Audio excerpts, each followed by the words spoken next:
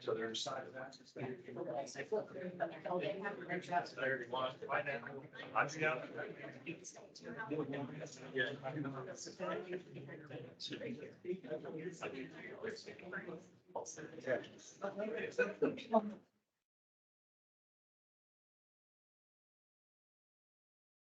Call to order this regular town council meeting of the Monument Town Council, Monday, June 5th, 2023. Please rise for the pledge.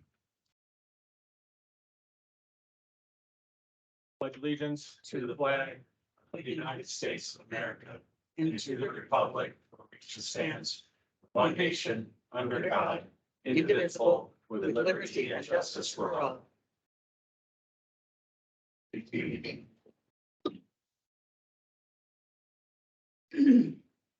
Ms. Erickson, will you take roll? Mayor LaKind, Here. Mayor Pro Tem King, Here. Councilmember Abbott, Here. Councilmember Kimple, Here. Councilmember Chronic, Here. Councilmember Fiorito, Here.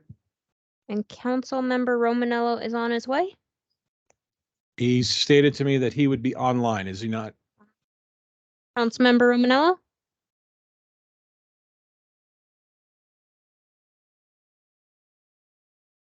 Yeah, he sent a text saying I'm going to be about 10 minutes late getting on Teams. okay. Okay. Before us, we have an agenda and a consent agenda. Are there, oh, wait, I'm skipping. Are there any disclosures of conflicts of interest by anybody on the council? Okay. Now we'll get to the agenda. We have an agenda and a consent agenda. Are there any modifications, questions about the agenda? I have some questions. Mostly legal questions. But the first one would be to Sheila. So for this upcoming plat that's going to go in this PUD in Monument Ridge South, they had to vacate an easement for that. So would that easement typically be vacated after it went through the planning commission? Our code does not require it to go to planning commission, so easements are only vacated by council. And in this case, regardless of whether or not the plat or PUD are approved, the easement isn't needed, so it can be vacated. Okay, it's simple enough. So I have a few questions for our attorney because we have an upcoming annexation. And I don't mean to blindside you with this, so.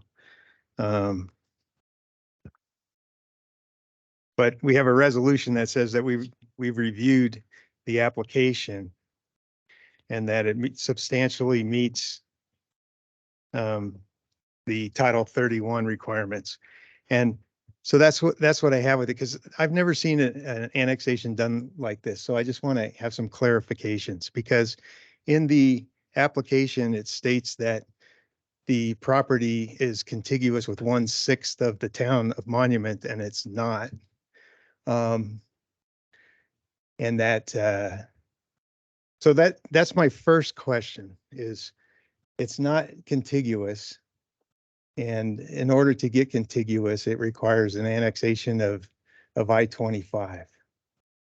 You know, this is just to set a hearing date, right? I know, but it says that in this, for this resolution, in the resolution, it says that we reviewed this and that it's in compliance. And so the question that I have is it in compliance? So, and I don't know if you've looked at it. It is a flagpole annexation. So a few years back, the state changed the rules from where you have to do one hearing right after another to where it can be a seamless. So it annexes one part of I-25 all the way up until it does create the contiguity on the west, which then creates the contiguity for the east. Yeah, I understand that, but the question really is that the application states that it's contiguous and there's nothing in this application that brings I-25 into the mix. So I'm just trying to make sure that we're doing this correctly. The annexation plat itself does have the flagpole annexation included. Right, with no agreements or with no signatures from CDOT. Right, right of way, I-25 right of way does not have, or the annexation of Interstate 25 does not require CDOT signature. It has not required it for as long as I've been doing it. Okay, again, I'm not trying to be difficult. I've just never seen one done like this before. Because in Title 31, it states that they don't want to have municipal satellites, which is in fact what we're ending up with, even with the annexation of I-25. So I just don't want to create a problem where we're ending up in court over this. I don't foresee that. If you could look at the city of Fountain, they have a flag pole all the way up to Academy and they have one all the way down to PPIR. And those are considerably longer than the ones that this one is creating, and they have not been challenged on that. Okay, so as long as we can proceed legally with this application, which is really the question that I'm asking, I can certainly write up the rest of these questions and send them to you. I just don't want to be setting a hearing for something that we're not legally allowed to do. Okay.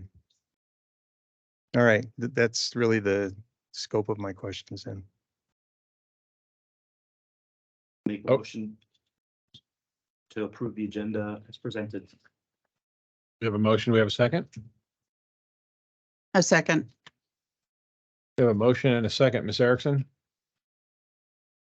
Mayor Pro Tem King, Yes. Councilmember Kimple, Yes. Mayor LaKind, Yes? Councilmember Fiorito, Yes. Councilmember Evans, Yes. Councilmember Chronic. Yes. Thank you.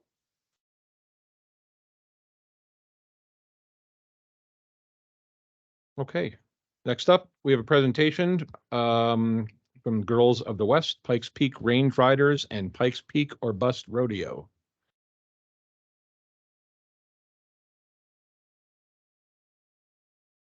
Well, thank you very much for the time this evening. I am the warm-up act, so I'll get out of your way shortly. The main event is definitely the Girl of the West. Very good to see you, and we appreciate the chance to talk to you a little bit about the upcoming second annual NFR Open at the Pikes Peak or Bust Rodeo, which is important to the community as a whole. I think as most of you know, since World War II, the Pikes Peak or Bust Rodeo has had a mission and a purpose to support quality of life initiatives for servicemen and women stationed and their families stationed in the Pikes Peak region. That's their principal purpose. And the second is to promote our Western way of life and Western heritage. So that's what the Pikes Peak or Bust Rodeo has always been about for many, many years and still is. I think as a community, all of us here and in the Pikes Peak region have delivered well on that mission or on those missions. But last year's rodeo marked a real watershed because it was the first annual NFR Open at the Pikes Peak or Bust Rodeo. What made that different was that we did that in partnership with the Professional Rodeo Cowboys Association, the PRCA, which has been a citizen of our area here for many years. And champions in rodeo events from 12 U.S. rodeo circuits and 1 Canadian circuit participated in the rodeo. And those contestants and their 4-legged contestants with them all but sold out 5 of the 4 performances that were held over 4 days. So they did a terrific job. And along the way, the Open awarded $1 million in prize money, which is the first time that had ever been done.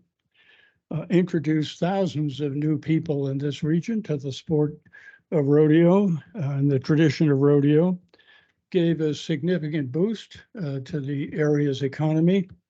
And most importantly, from our perspective, enabled the rodeo to deliver on its mission to support local military families and the Western way of life. This year's rodeo will be the second annual NFR Open at Pikes Peak Bus Rodeo, and it's going to be bigger and better. Instead of 5 performances over 4 days, we'll do 7 performances over 5 days. We'll add a Tuesday evening performance and we'll add a Friday matinee. And the reason we're doing that is because of the demand for tickets. So this is a really nice deal for our part of the world. And in addition to that, national champions from Mexico will join us. So we will have Mexico and Canada and the United States represented at this rodeo, which will be terrific. $1 million in prize money will again be available for the taking.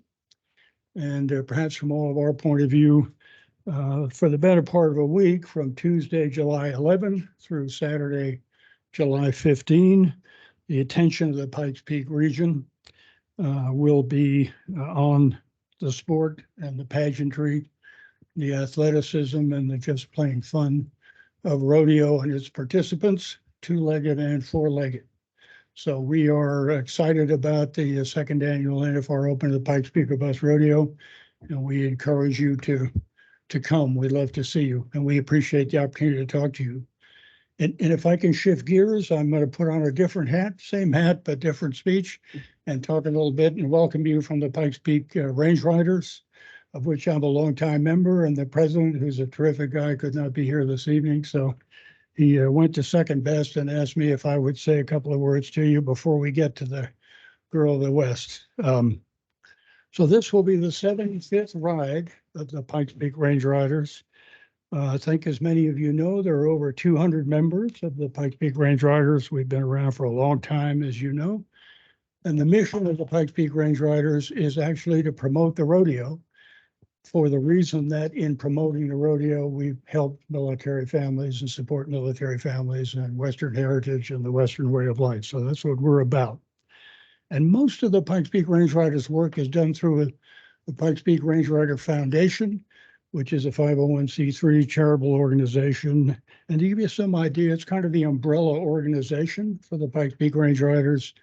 And it supports such things that I know you're familiar with as the Pikes Peak Rangerettes. Many of you have seen, if you've ever gone to a rodeo performance, these are young women, 12 to 20, equine equestrian drill team. They are something to behold. They make us all look good. They support the Pikes Peak Pivots, which is a male drill team. The Pikes Peak Special Rodeo, which is a rodeo we help support for youngsters with physical and cognitive challenges. The Pikes Peak Therapeutic Riding Center, which is now actually known as Stable Strides, but this is an organization, again, which is intended to help people, excuse me, through equine therapy. It also supports something called the Day on the Range, when youngsters from Boys and Girls Clubs and youngsters from all over the region get a chance to come out to Latigo, which is the foundation's headquarters, and have a chance to participate in all kinds of Western activities throughout all day, get fed and just have a good time and get a sense of the Western way of life. The foundation also supports something called a Pikes Peak Posse, which many of you will be familiar with. This is an organization that helps sell livestock for young people at the El Paso County Fair and at the State Fair.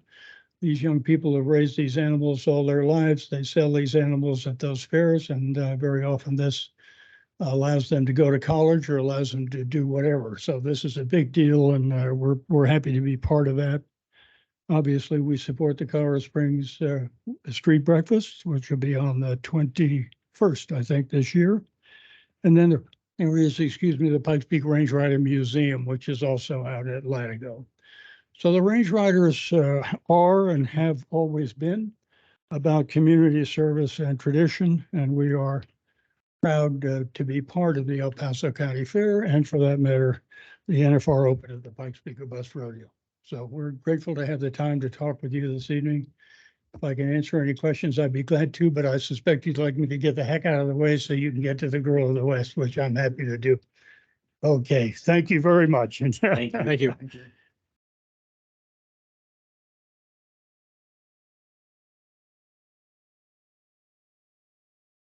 Hi, thanks for having us today. My name's Corliss Palmer, and I'm the volunteer for the Pikes Peak Bus Rodeo for 22 years. And what I do is direct the Girls Love West program, so that's a really biggie.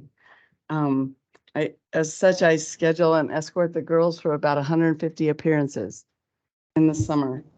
From the middle of May. Are you talking to me? No. Until the rodeo.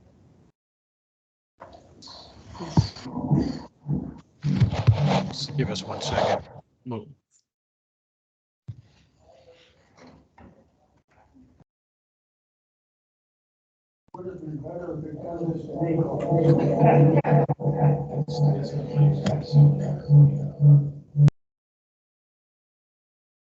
Okay. The Girls of the West program began in 1922, so we're celebrating 101 years this year. Don Norris was the first one in 1922. The Girl of the West program is 2 summers. We will choose next year's aide during the rodeo this year on July 13th. She'll become the aide next year, and the following year she'll become the Girl of the West. So they work 2 summers, giving up a lot of work for college, but they gain a lot of rewards from this program. The competition is horsemanship, interview, and an impromptu speech. So it's a good one. And I just want to mention, we have some posters in the back. If some of you could put them up around town, we'd appreciate that. There's street breakfast and rodeo posters. The 2023 Girl of the West is McKenna Norton. She's a 19-year-old daughter of Jeff and Kristen Norton. She's been involved in many realms of the equestrian community, including Colorado Hunter Jumper and Interscholastic Equestrian Association, and was also a member of the Pikes Peak Range Riders, or Rangerettes, sorry. We've been listening about Range Riders. And she also served as the 2022 El Paso County Fair Queen, so she has some experience.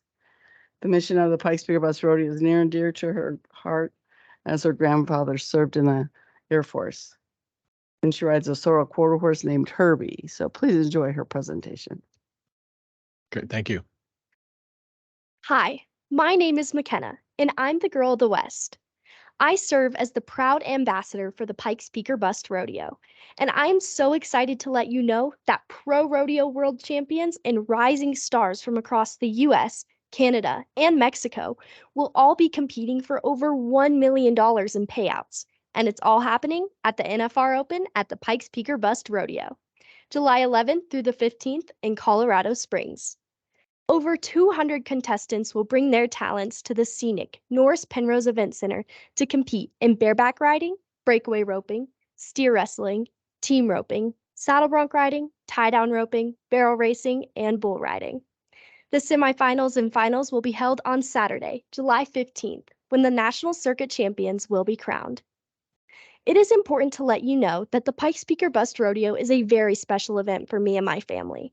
It's important to us because of everything it stands for: our Western heritage and Western values, the sport of professional rodeo, and most of all, giving back to our local military and their families. So I am so grateful to be representing this legacy event that brings people together to celebrate all that is good in our country and the growing sport of rodeo, all while honoring the service and sacrifice made by our military and their families. The Pikes Peak Bust Rodeo has proudly been giving back to our local military and families ever since 1946.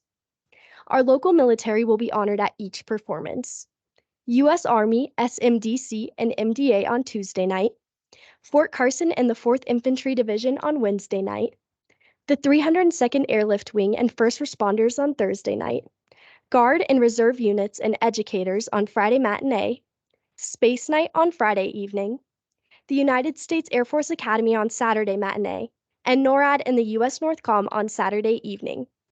Well, I have so much more to tell you about this year's rodeo. Yes, I'm in. It's going to be incredible.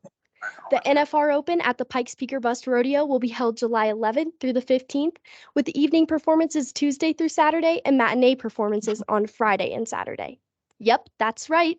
Tuesday evening and Friday matinee are new additions this year due to the demand for more performances after last year's sellouts. That's more performances, more fans, more fun, and 2 more chances to see all the action, live and in person. Evening performances will begin at 7 p.m., with matinee performances starting at noon. Grounds open at 10 a.m. for matinee performances and 4 p.m. for evening performances. Arriving early helps to avoid traffic, and there's plenty to do before the rodeo begins, with lots of vendors for shopping, lots of options to grab a bite to eat or something to drink, and plenty of fun to be had in the fan zone, for both kids and grown-ups too. After the rodeo, be sure to stick around for autographs from the contestants, the Rangerettes, State Queens, and the Girl of the West. That's me. Then live music and dancing awaits in the Coors Roadhouse Saloon. I'll be watching for you to wave back at us from our awesome pink Ram truck from Perkins Motors. We'll be heading out all over town to promote our rodeo at businesses, military installations, and community events, and stopping by our generous sponsors who help make our events possible. And speaking of community events, I hope you will join us bright and early on June 21st at the annual Colorado Springs Western Street Breakfast. Enjoy the $5 breakfast prepared and served by active duty military volunteers.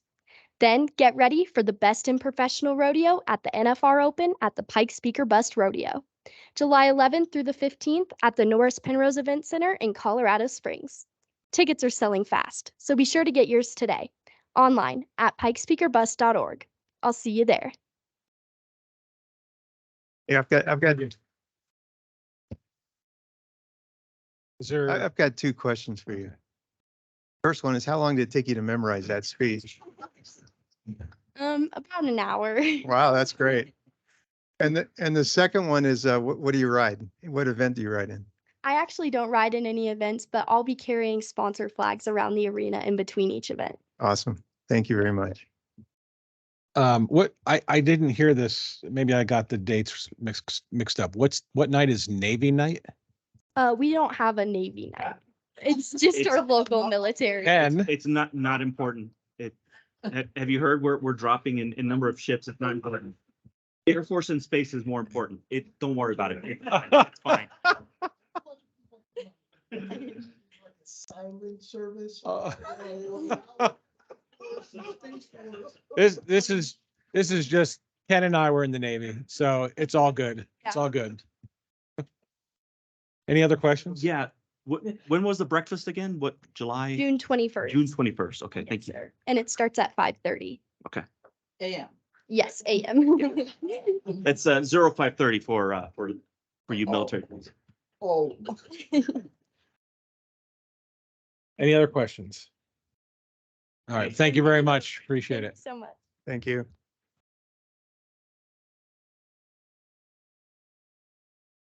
You're good to go. Thank you. Thank you. All right, we're gonna have to figure out how we add Navy next.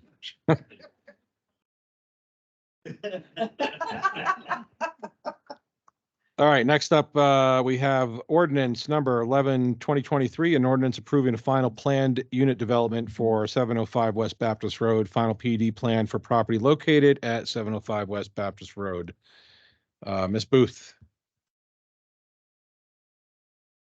Thank you, Mayor and Council. Jeff Wilgren, Planner 2. I'll be presenting this ordinance for consideration.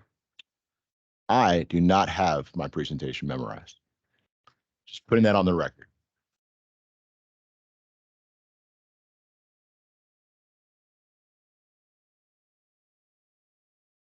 All right, this is a presentation for 705 West Baptist Road, final PUD plan. Just to give you some project context, Town Hall up in the north or in the upper left-hand corner, the 705 Baptist Road presentation here is happening down on Baptist Road towards the southern end of town. Zooming in a little bit further, we are just on the east side of Struthers Road, east of the I-25 Baptist Road intersection. South side of Baptist Road, east of I-25 between AutoZone and the local Lutheran church there. For record, we have the cover of the proposed PUD site plan. Basic project request is a request by WDG Baptist LLC for a 705 West Baptist Road final PUD plan for a retail paint store. Project area is on 0.73 acres, south side of Baptist Road, just east of AutoZone. The proposed use, 4,500 square foot retail paint store. This is lot 5B of the Monument Ridge replat number 4, a replat of lot 5, Monument Ridge final plat. There's an extension of a private drive, the one that is just south of AutoZone. And there's a continuation of a retaining wall on the east side of the property. Pedestrian connections are proposed, a sidewalk along West Baptist Road. Parking will mirror the existing layout of AutoZone to create a cohesive transition between the two lots. The request to vacate an existing 20-foot public utility easement on east side of the property to allow for construction of proposed retaining wall. This was a part of the approval consent agenda. Existing zoning. The proposed use of a retail paint store for the Monument Ridge PUD is a permitted use by right. For context, to the north, we have the Jackson Creek Market Village replat number 1. This is PCD. It is a gas, fuel, and dentist uses. To the south, we have Monument Ridge Apartments. This is a part of the PUD. Again, this is residential multifamily. To the east, we have Chaparral Hills replat, lot 1 of lots 45 and 46. Again, this is a PUD for religious assembly. It's the Lutheran Church I mentioned. To the west, we have Monument Ridge replat number 4, PUD, retail auto. Project history. Monument Ridge annexation plat and a sketch plat. Ordinance 31/2005 was approved in August of 06. This involved a 30-acre parcel that was proposing commercial and residential development. Following that, a Monument Ridge preliminary final plat, which was approved in 07, January of 07. That was followed by a Monument Ridge preliminary PD site plan approved in 07 as well on the same day. Again, we have Monument Ridge preliminary PD site plan amendment number 1 that occurred also in 07. This is for a minor amendment for an addition and a change to a lighting plan. Monument Ridge preliminary PD site plan amendment number 2 was a major amendment. This occurred in 09, in December of 09. Lot 10 was allowed uses changing from the residential to commercial, and clarification that lots 6 and 7 are for both restaurants and commercial. Further on, Monument Ridge preliminary PD site plan amendment number 3. This was a major amendment that occurred in January of 2010. This reconfigured an inline retail on lot 5 into 3 lots, and it changed some of the allowed uses. AutoZone of Monument Ridge preliminary final PD site plan. This occurred also in January of 2010. AutoZone was the use. It's an automotive parts retailer. Again, further in 2010, in April, we had the Monument Ridge replat number 4. This created the lots 5A, 5B, and 5C from the existing lot 5. Staff has reviewed the application against review and approval criteria for the final PUD in section 1803-460 of the town code, and feels that it has met all of that criteria, all 9 and subcategory criteria. For the comprehensive plan, the designated future land use was CC, Commercial Center. The comprehensive plan defines CC as uses that provide goods and services for the region and traveling public. This also includes specialty retail establishments. The proposed use of a retail paint store is in general conformance with the future land use map of the existing comprehensive plan. Looking at goals, intent, opportunities, and policies of the comprehensive plan, goals included a trail sidewalk system that connects the town's parks and open space and can be used for both recreational purposes and by those wishing to walk or bike to school on both sides of the I-25 freeway. The applicant's narrative: the proposed project includes a pedestrian connection to the sidewalk along West Baptist Road.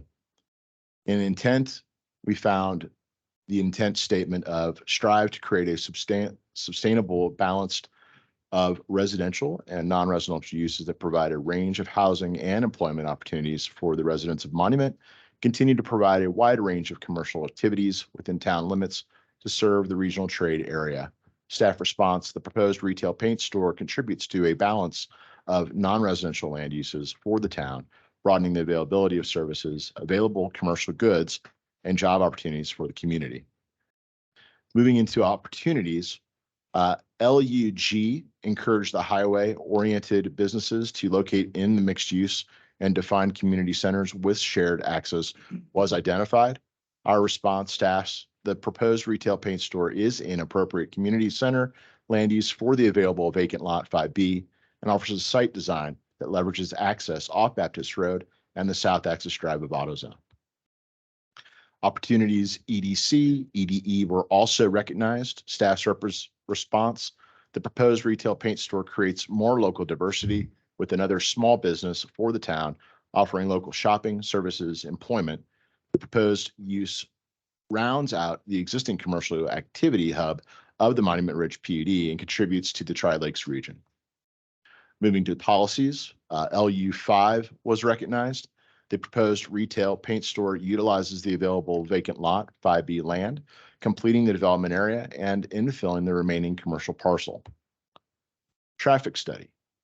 The traffic study acknowledges that there does not exceed that the study numbers are exceeded. Only 36 daily trips are anticipated, and there are no negative impacts expected for this, frankly, infill development. Drainage basins. This is dealing with Black Forest Creek. There's capacity in the existing infrastructure and proposed site improvements to account for on-site runoff for the proposed retail paint store and associated impervious service. Utilities.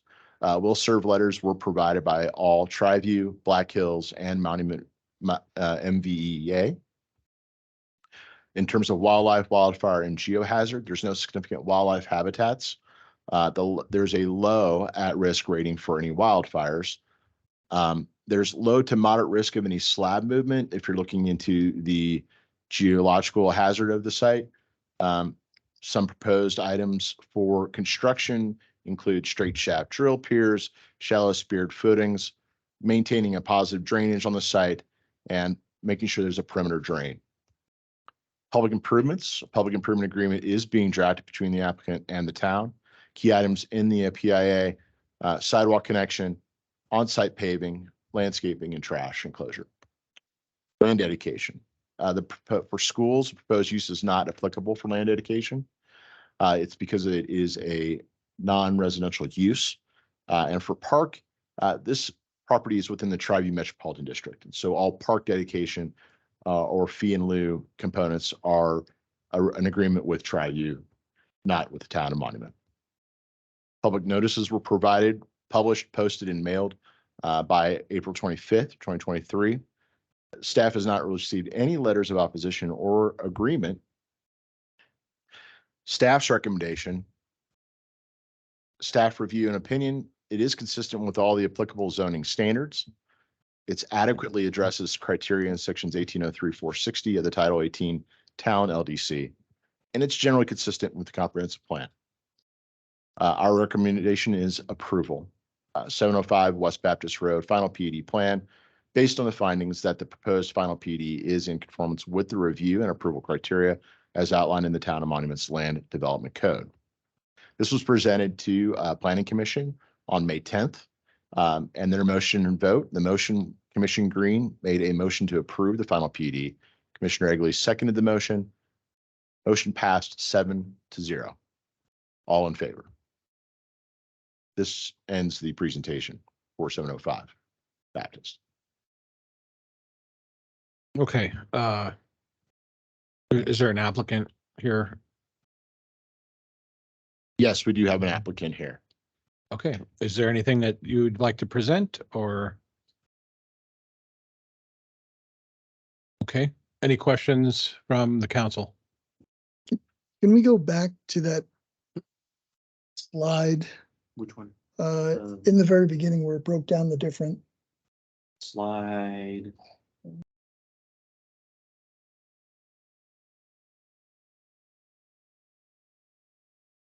Talked about the different areas, what they were for. Oh, The zoning? the zoning, this Yeah. one? Number slide 8.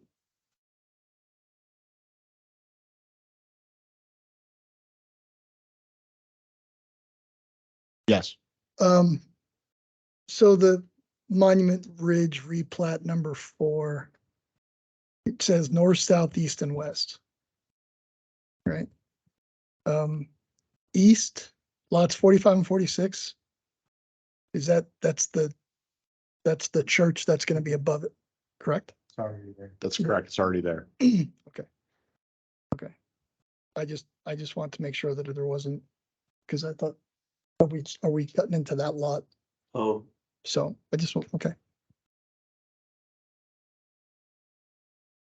Okay, thank you. You're welcome. Any other questions? If there's no other questions, I'll look for a motion. I'll make a motion to approve ordinance number 11-2023. An ordinance approving a final planned unit development for 705 West Baptist Road, final PUD plan for property located at 705 West Baptist Road on 0.73 acres. The motion, do I have a second? I'll second it. We have a motion and a second. Ms. Erickson? Mayor Pro Tem King, Yes. Councilmember Romanello,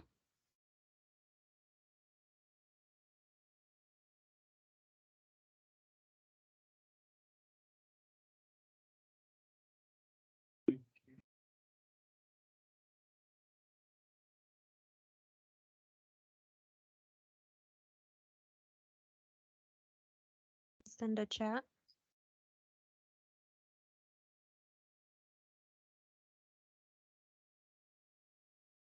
We'll come back.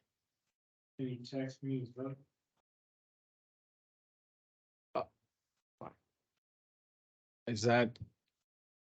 Allison, is that even legal? Texting? We're gonna start texting votes in? Right. He can dial into a phone number, right? Yeah.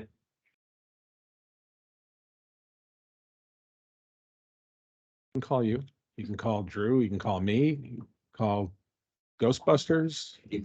Okay, I'm gonna continue for a minute. It's not the deep fake Romanello. Whoa.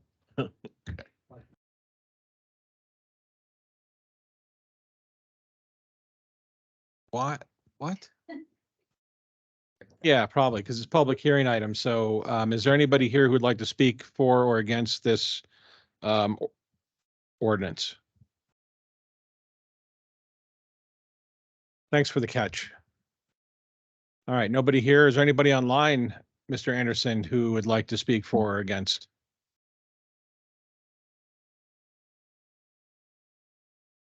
Okay, seeing none, we'll bring it back. We've already had a motion made. Can we continue that, Allison? Okay.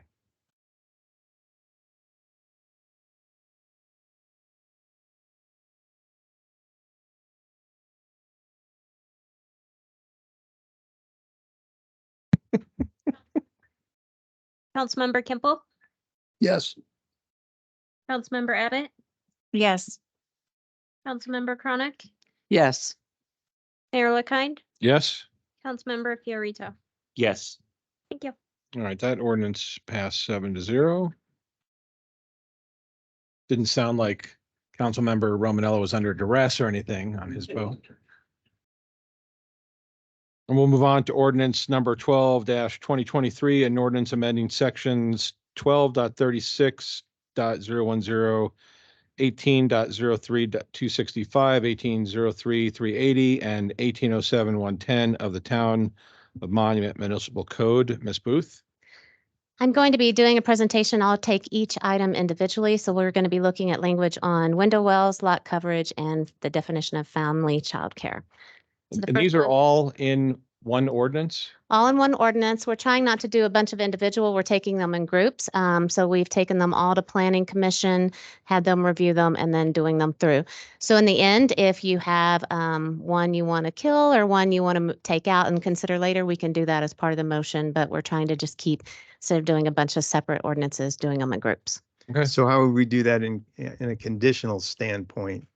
You could make an amendment to approve everything except section whatever it might be on window wells or section whatever it might be on the lot coverage. And then the amendment would go forward in that ordinance. All right, thank you. Or you can continue it and we can bring it back. So we'll start with the window wells, and I'm sorry if I keep going back and forth, just I want to make sure I can see everything.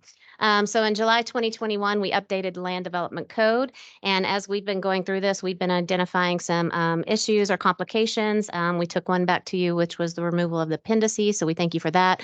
We've been moving forward with those. And then some of these were some we noticed, and then some are the development community have brought them to our attention, or in one case, the state. So the first one is the window well issue. Window wells were designed by home builders and previously approved within easements. So plot plans were being brought in. Window wells weren't being shown, and so window wells were being constructed within the easements. At one point, someone brought in a plot plan that showed them. We pointed out that window wells aren't allowed within our easements based on our current code. And so we began the process of discussions with the HBA, the development community, and others. So the existing code allows an encroachment of 2 feet into a required yard setback, provided they are 5 feet from the property line. So this kind of cancels it out. With a 5-foot side yard setback, you encroach 3 feet. You're now 2 feet from the property line. You have to be 5 feet. So the window well would not be allowed within a 5-foot side yard setback, which is the majority of the side yards in our town. Encroachments into easements are allowed as long as they have town approval. And then once we were made aware of it, we stopped issuing building permits until we had this discussion and brought it back to you. So this is the language of the existing code where I told you that you can have an encroachment as long as you stay 5 feet from the property line.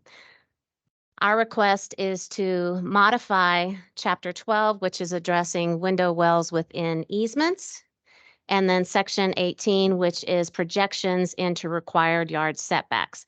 So we would add number 2 here, where window wells may extend into a required yard setback a maximum of 3 feet, but not closer than 2 feet from any property line. So if you have a side yard setback that is less than 5 feet, they would still have to be 2 feet away. We just had one Midtown where they're 6 feet apart. So you don't want 2 window wells abutting each other. You still have that 4 feet between so that you can have access. So we went through, we talked with El Paso County, Colorado Springs, the city of Fountain, and we also included Pikes Peak Regional Building to get an idea of what other jurisdictions were doing, were other jurisdictions allowing it. So El Paso County, as you can see, they allow it to extend into the rear yard setback, and then they do it with only upon the permission of the utility providers. Colorado Springs does allow it. They allow anything up to 2 feet within the property line. The city of Fountain doesn't address window wells, so they just allow them to go in. We talked to Pikes Peak Regional Building. Is there opportunity to reduce this, the size of the window wells? Are there any things we needed to be aware of? And basically, they have to be a certain size and in certain locations to meet safety and egress requirements.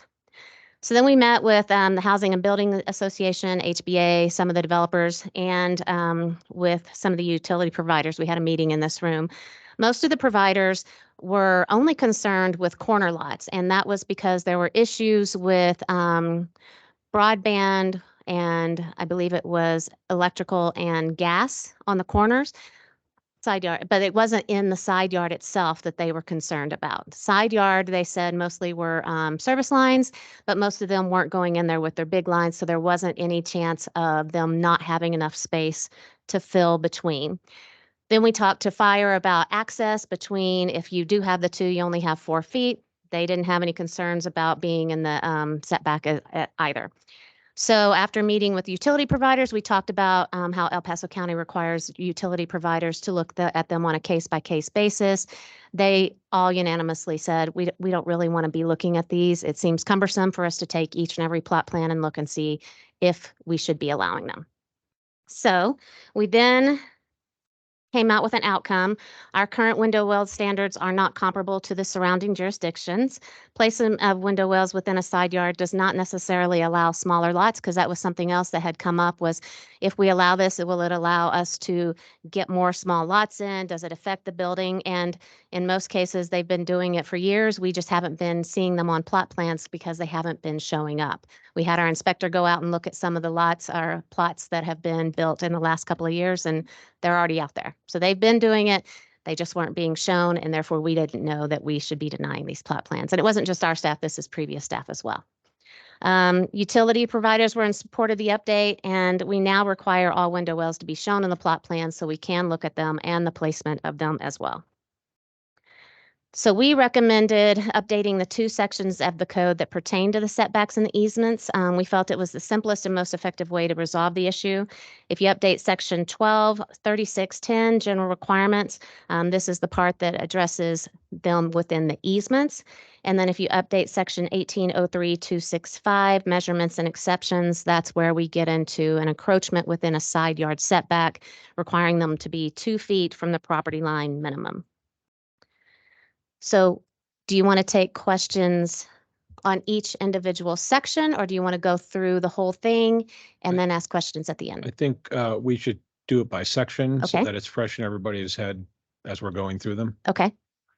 In this case, I'll go ahead and talk about the Planning Commission. The Planning Commission did review this. They recommended approval. However, they added a requirement that window wells within the side yard must be covered. We did go follow up with Pikes Peak Regional. They only require coverings if you're within a certain distance of a walkway. So if there was a sidewalk close by, you would have to have a covering. They themselves do not require the coverings over window wells in a side yard or on any part of a property, private property. So that was their amendment. So that is what the Planning Commission recommended versus what staff recommended. Okay. Why don't we just stick to this particular topic, and anybody has questions for staff? Did the planning commission give further reason or explanation as to why they wanted the coverings on the sides? It was the safety of people walking through. And they had asked if we'd had that discussion with anyone. We did bring it up only with the fire department because that was the main concern, you know, making sure there was access all the way around. They did not have a concern, nor would they require it. I have a hard time justifying telling homeowners what they have to and don't have to buy on their property.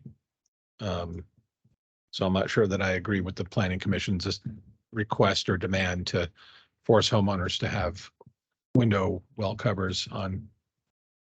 That's just me. But would it be on the builder if they're going to install the wells to cover them as well, or is that on the homeowner? I guess that's It's my new question. construction. It's new. What is it? So I guess the builder would have to do this. The builder would have to do it, but it would also it would continue to be an enforcement issue. If the homeowner took them off or they broke, someone files a complaint, then they're not in conformance with the zoning codes are there. It's a zoning violation if you don't have covers on your window well between structures. I understand where the planning commission is coming from, but I'm with Mayor LaKine where we're kind of we're encroaching on other aspects that I'm not comfortable with. I do have another question, but on the language where it says the proposed change where it says provided they are easily removable, are we talking where the window wells are easily removable? Yes, so this only applies to window wells that are not attached to the structure. So most window wells are dug out with a corrugated steel that is not attached. So you could actually physically remove the window well if needed. It wouldn't be a window well that is part of a structure. That would not. But they be are allowed. attached. Yeah, they're all. They're attached.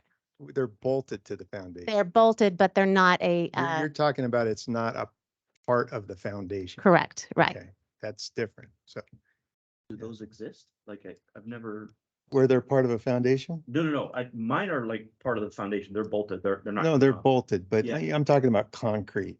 So sometimes the concrete will come out and make a window well out of the concrete. That's what she's talking about. It's permanent in that. Right. I don't They're know, not I don't know, permanent. easily is the right word. Yeah. I've watched them take two of mine out and they wasn't too easy. No. Yeah, and I guess that's my issue where it says easily removable. How is that defined? And I'm concerned that like who defines, is it defined in the building code where it's easily removable? That terminology is defined, or? I'd have to go back and look at the building code to see how that is. I know we looked at the definitions within the other jurisdictions and just went with what those were, but we can look at the building code to see if that is better defined and add that in. I would just remove easily and just say they are removable, then that it kind of.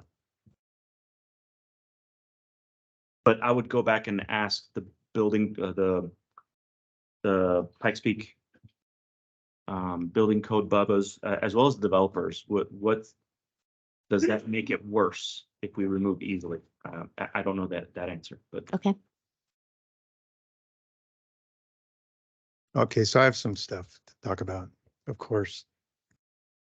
All right, so I look for unintended consequences. That's where I usually start with all this stuff. Regarding the building code, this, in my opinion, would be more of a zoning issue, not a building code issue. So I'm not really that concerned with the building code. It's a safety concern, if anything. And I understand the 4 foot is between window wells would be okay with the fire department, but we're really talking about 2 feet. Because if there's a fence there, then there's 2 feet. And we have access, we need access from the front to the back. And if there's only 2 feet on each side, that in itself becomes an issue for just moving equipment and everything else from the front to the back. And if a police officer was chasing a criminal over a fence and there's 2 feet there and they jump over and they fall into that well, that to me seems like that's hazardous in itself. Alleged criminal. As long as, and as well as animals, because there's not a lot of room left over. There's 2 feet left there. So I don't see that being unreasonable if it's 2 feet. If it's 3 feet, then I would be okay with not covering it. I understand it's not typical and it's not part of the code necessarily, but I would like to see 3 feet clear, at least on one side of the house, so that somebody can put a sidewalk from front to back. And most likely it's going to be that way because you got a garage on one side, that's half the structure, and then you've got whatever's left over, which is probably a crawl space. If it's a full basement, then there's probably the window well in the back. Most people would respect that. But I think in other words, I guess if to change the language to this, my language would be like this. Window wells may extend into the required yard setback a maximum of 3 feet, but not closer than 2 feet from the property line, provided they're easily removable. That's your language there, with the corrugated metal, timber treated timbers and similar. I put provided that they are egress compliant and have written permission from any easement holder. So the utility service to the house is not through an easement. It's just the service is just to the house. But if there's an easement there, then it becomes a different story. And the easement could be for something other than utilities. Maybe it's an easement for a driveway or something else. I just think that if there is a recorded easement, then they need to release or allow permission for that. And then window well projections that are closer than 3 feet from any property line. So in other words, if the side of the house is not completely flat, if there's a cantilever or a pop out, and that's where the setback goes to, because we're not going to the soffits, right? We're just going to the wall of the house. So in that case, that would be 5 feet. That window well would be pushed back another foot, it would give you 3 feet to the side, if you see where I'm going for that there. But anything that's closer from the maximum projection of the window well than 3 feet from the property line should have walkable covers in compliance with the adopted building codes. One side of the building should have a minimum of 3 feet of unobstructed clearance between any window well projection and the property line for access. Because for one thing, it's not a requirement to put window wells on the side. And I think 2 feet, especially on both sides, is starting to become a hazardous condition if there's a fence there. That would be my comment on that. And existing homes would be grandfathered. I mean, I don't think we need to chase people around, but Well, there's a mixture of legal non-conforming. So if the windows well is there and it wasn't permitted, it's a legal non-conforming. Something happens to the house, they can't build it back the exact same way. well, I mean, I right, just if want to something be happened to clear the that foundation, they're grandfathered, Right. but it depends on, if something happened to the Yeah. foundation. No, I understand. I think that would be like a super rare event, but my concern would be 2 feet and less than 3 feet for emergency personnel, animals, kids, lawnmowers, whatever, to try to get around those. That would be more my concern would be with that. So comments for anybody else? Well, after I was reading this, I'm not inclined to approve reducing the setbacks to the fence line at all, any feet. For so many different reasons, safety being paramount for first responders and is the big thing. But you say that it won't bring that it won't bring the lot sizes smaller. Well, it doesn't bring it smaller because they're not enforcing this. So the setback line goes from the property line to the side of the structure, any projection out of the side of the structure. Right. The window wells in the ground, and typically those do fall into side setbacks. They don't fall into easements though, but they do fall into side setbacks. And I would say that that's fairly common on 5-foot setbacks. I don't think we have a lot of 5-foot setbacks around town, to be honest. I mean, we might have 5-foot setbacks, but most of the houses I see there seem to be more than that, 7 feet or whatever. And if we had, like, for example, in Denver and other places where there's bulk planes on a 2-story house, you end up with 7 or 8 feet on the side setback anyway, so that doesn't ever create a problem. But 5 feet on both sides with 3-foot projections on both sides is 2 feet left over, and it's just difficult to maneuver around those. You can't get from the front yard to the backyard very easily without some kind of walkable cover at least. That would be my thing. I'm sorry, I didn't mean to interrupt you. No, that's okay. My point is I wouldn't do anything with this. I would just scrap it. The whole window well thing. What part though? Just not even, Not updating this. nope. And you don't like them covering new builds, covering the window wells. 'Cause I I think that should be an owner choice. If they want to put I put mine on because I was tired of all the rabbits falling in. Well, I didn't want my children to fall in. But and so then it- you had the choice to put them Right. on. Sure. But I'm and not we gonna did, force But somebody. it's expensive. And I feel like if you're gonna build a house that has window wells and we require it, the builder's gonna do it a lot cheaper than people are gonna have to do it after the fact. So I don't see why it's a big deal to make the builder do it. That's just my opinion. I have a different situation than you though. Like, that's just me. Well, But again, I just to agree be with what clear, you I'm not said. talking about covering every window well, just ones that were within 3 feet Right. of any property line. That's all. Okay, do we want to, we can't really vote on this per se. We just need agreement on whether you want it to continue as is or do you want to remove it or you want to modify it? Is there language that everybody finds acceptable to provide? there might be those who want to speak for or against this specific item. I do know. Yeah. Yeah. Is there anybody here who would like to speak for or against this particular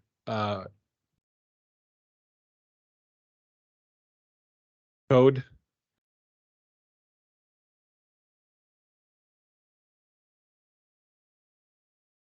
Good evening, Jim Byers, and I'm with Challenger Homes and did not intend to speak on this issue this evening, but I think it's important to at least have some further discussion. The issue has a lot of different levels. I think the current piece, and Sheila would have to speak to this a little bit, but part of the issue is what we have as planned homes for platted lots. And these homes have been designed in part, homes will come with basements that require window wells. The design of the homes requires window wells on side yards. In a lot of cases, you don't have an option. And that's driven more from access for fire safety. So you have to allow people to egress from this home, right? In a case of an emergency. So the cap on the window well, the cover, doesn't really preclude that from happening. But when we get into the idea that you can just move a window well from one side of the house to the front or the back, that doesn't necessarily apply as homes are designed. For Challenger in particular, we have homes that were designed specifically based off of platted lots and are currently building these homes. So this issue of the encroachment, part of it was driven, I believe, by us, part of it was driven by Vantage Homes. There's other builders. As we go forward, we kind of need to keep moving forward with the products that were designed. This is a very lengthy process also. But I think the other piece of this, in part, is the notion that this has been going on for a long time. And I think that it came to light, but it was kind of a one-off incident that allowed it to become part of the conversation. And it's entirely likely that you have any number of these, units built on lots that have this encroachment that was never picked up on because it was not shown on a plot plan. I think Sheila's team picked up on it, which is great. But I think you're looking at a little bit of kind of retroactive thinking or looking back and saying, well, now we need to address it, even though it's been going on for a long time. So that's one piece. I think the other piece is kind of the standard that happens within El Paso County. It happens all the time. Understanding that Monument is not just El Paso County, or El Paso County isn't just Monument. You guys are your separate entity, but it is kind of an industry standard that should be considered, I think, in the conversation. Yeah, it's kind of a big deal. I think that,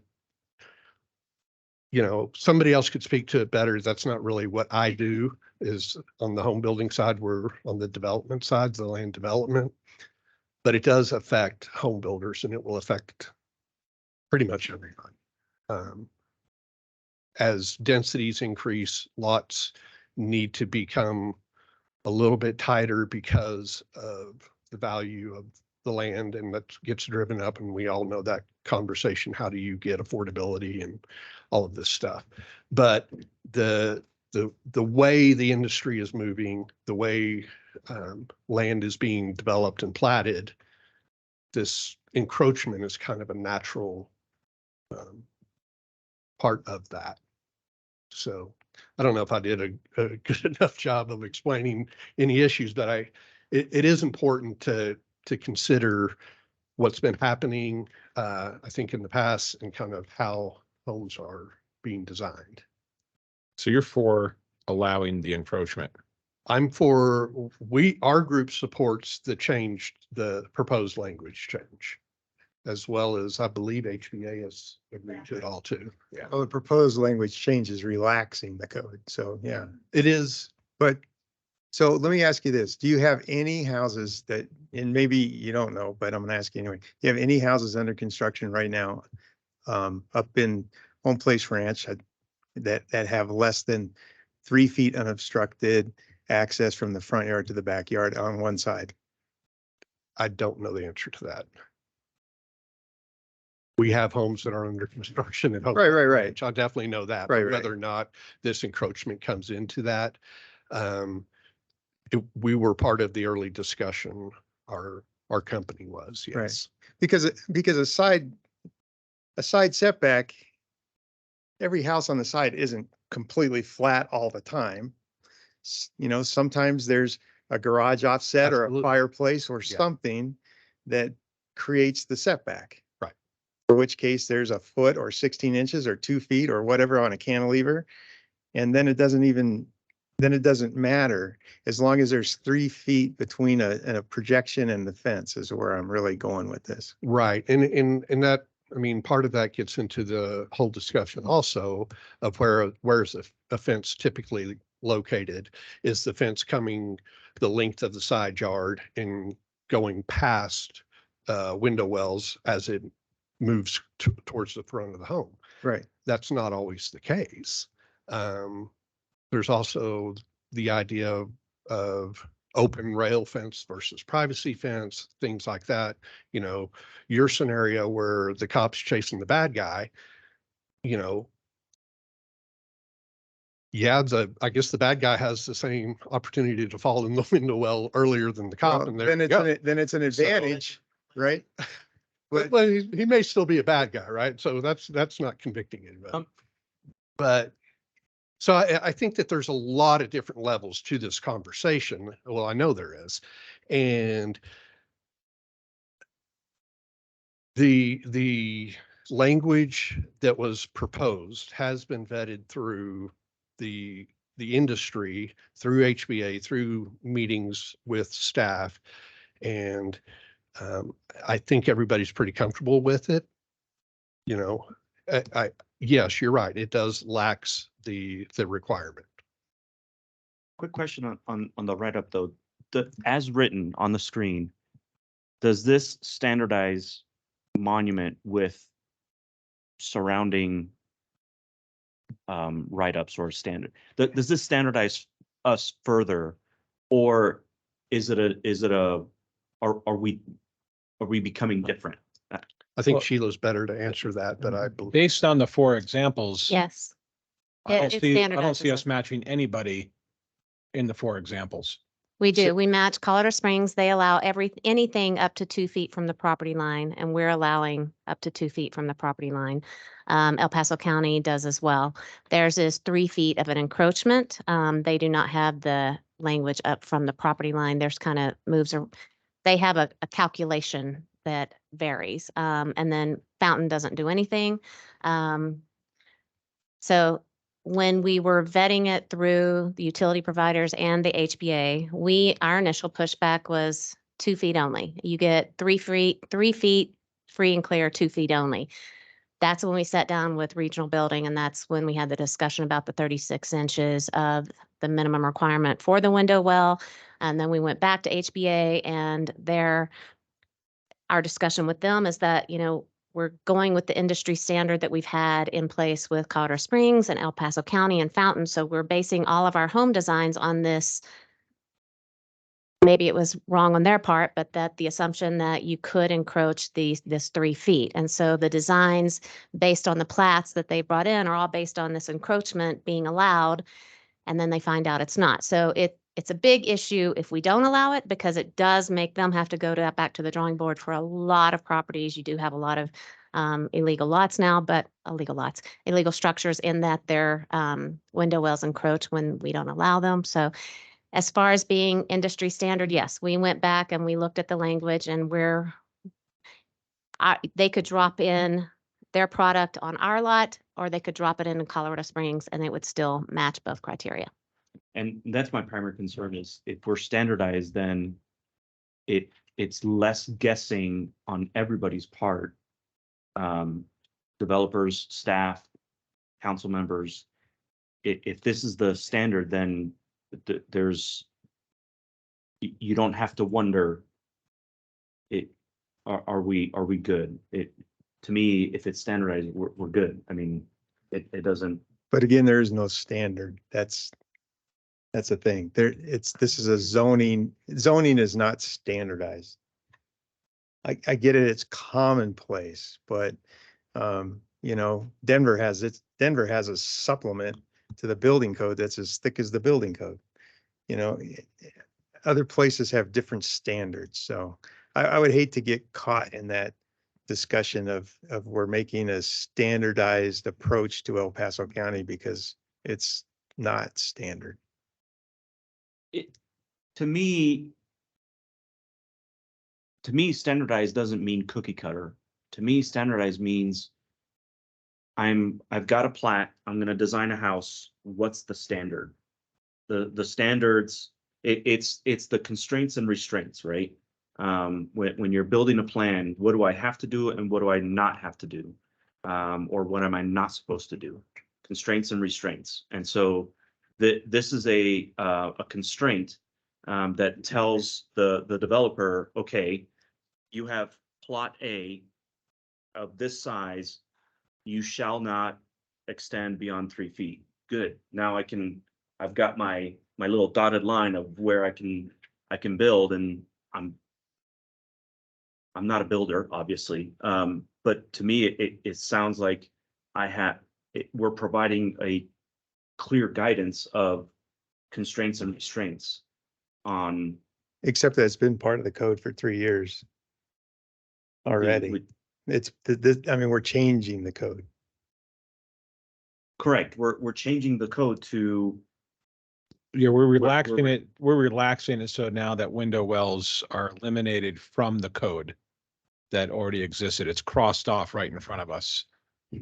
They're gonna remove the window wells from being subject to the setbacks.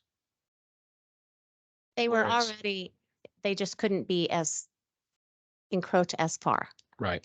Councilmember Romanello, I don't know if you have any questions or comments you want to add to the conversation.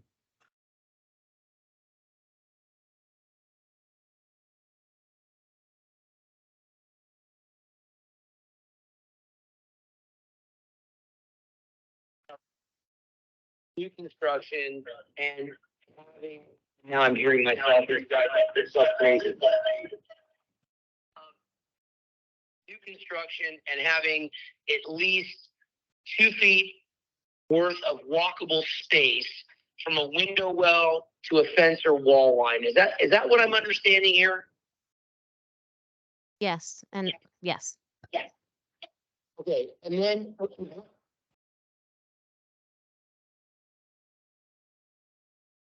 You're still Okay. up.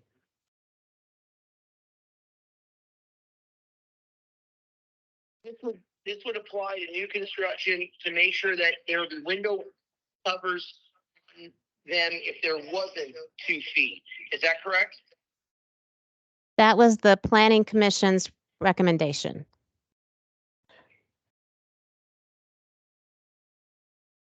Correct.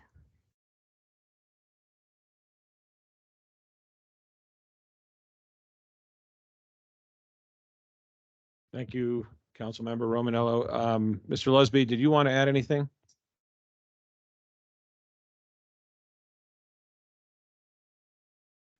The only concern I had, and maybe we're past this already, but the whole thing about requiring window well covers, that got me pretty concerned. When we start going down that road, then the town becomes liable for any kind of safety issues that might arise from that. If you have a requirement and then the window well covering doesn't provide safe egress and something happens, God forbid, then there's a whole cascade of responsibility that can come down. That's all I've got. All right, thank you. We should move on to the next one, okay?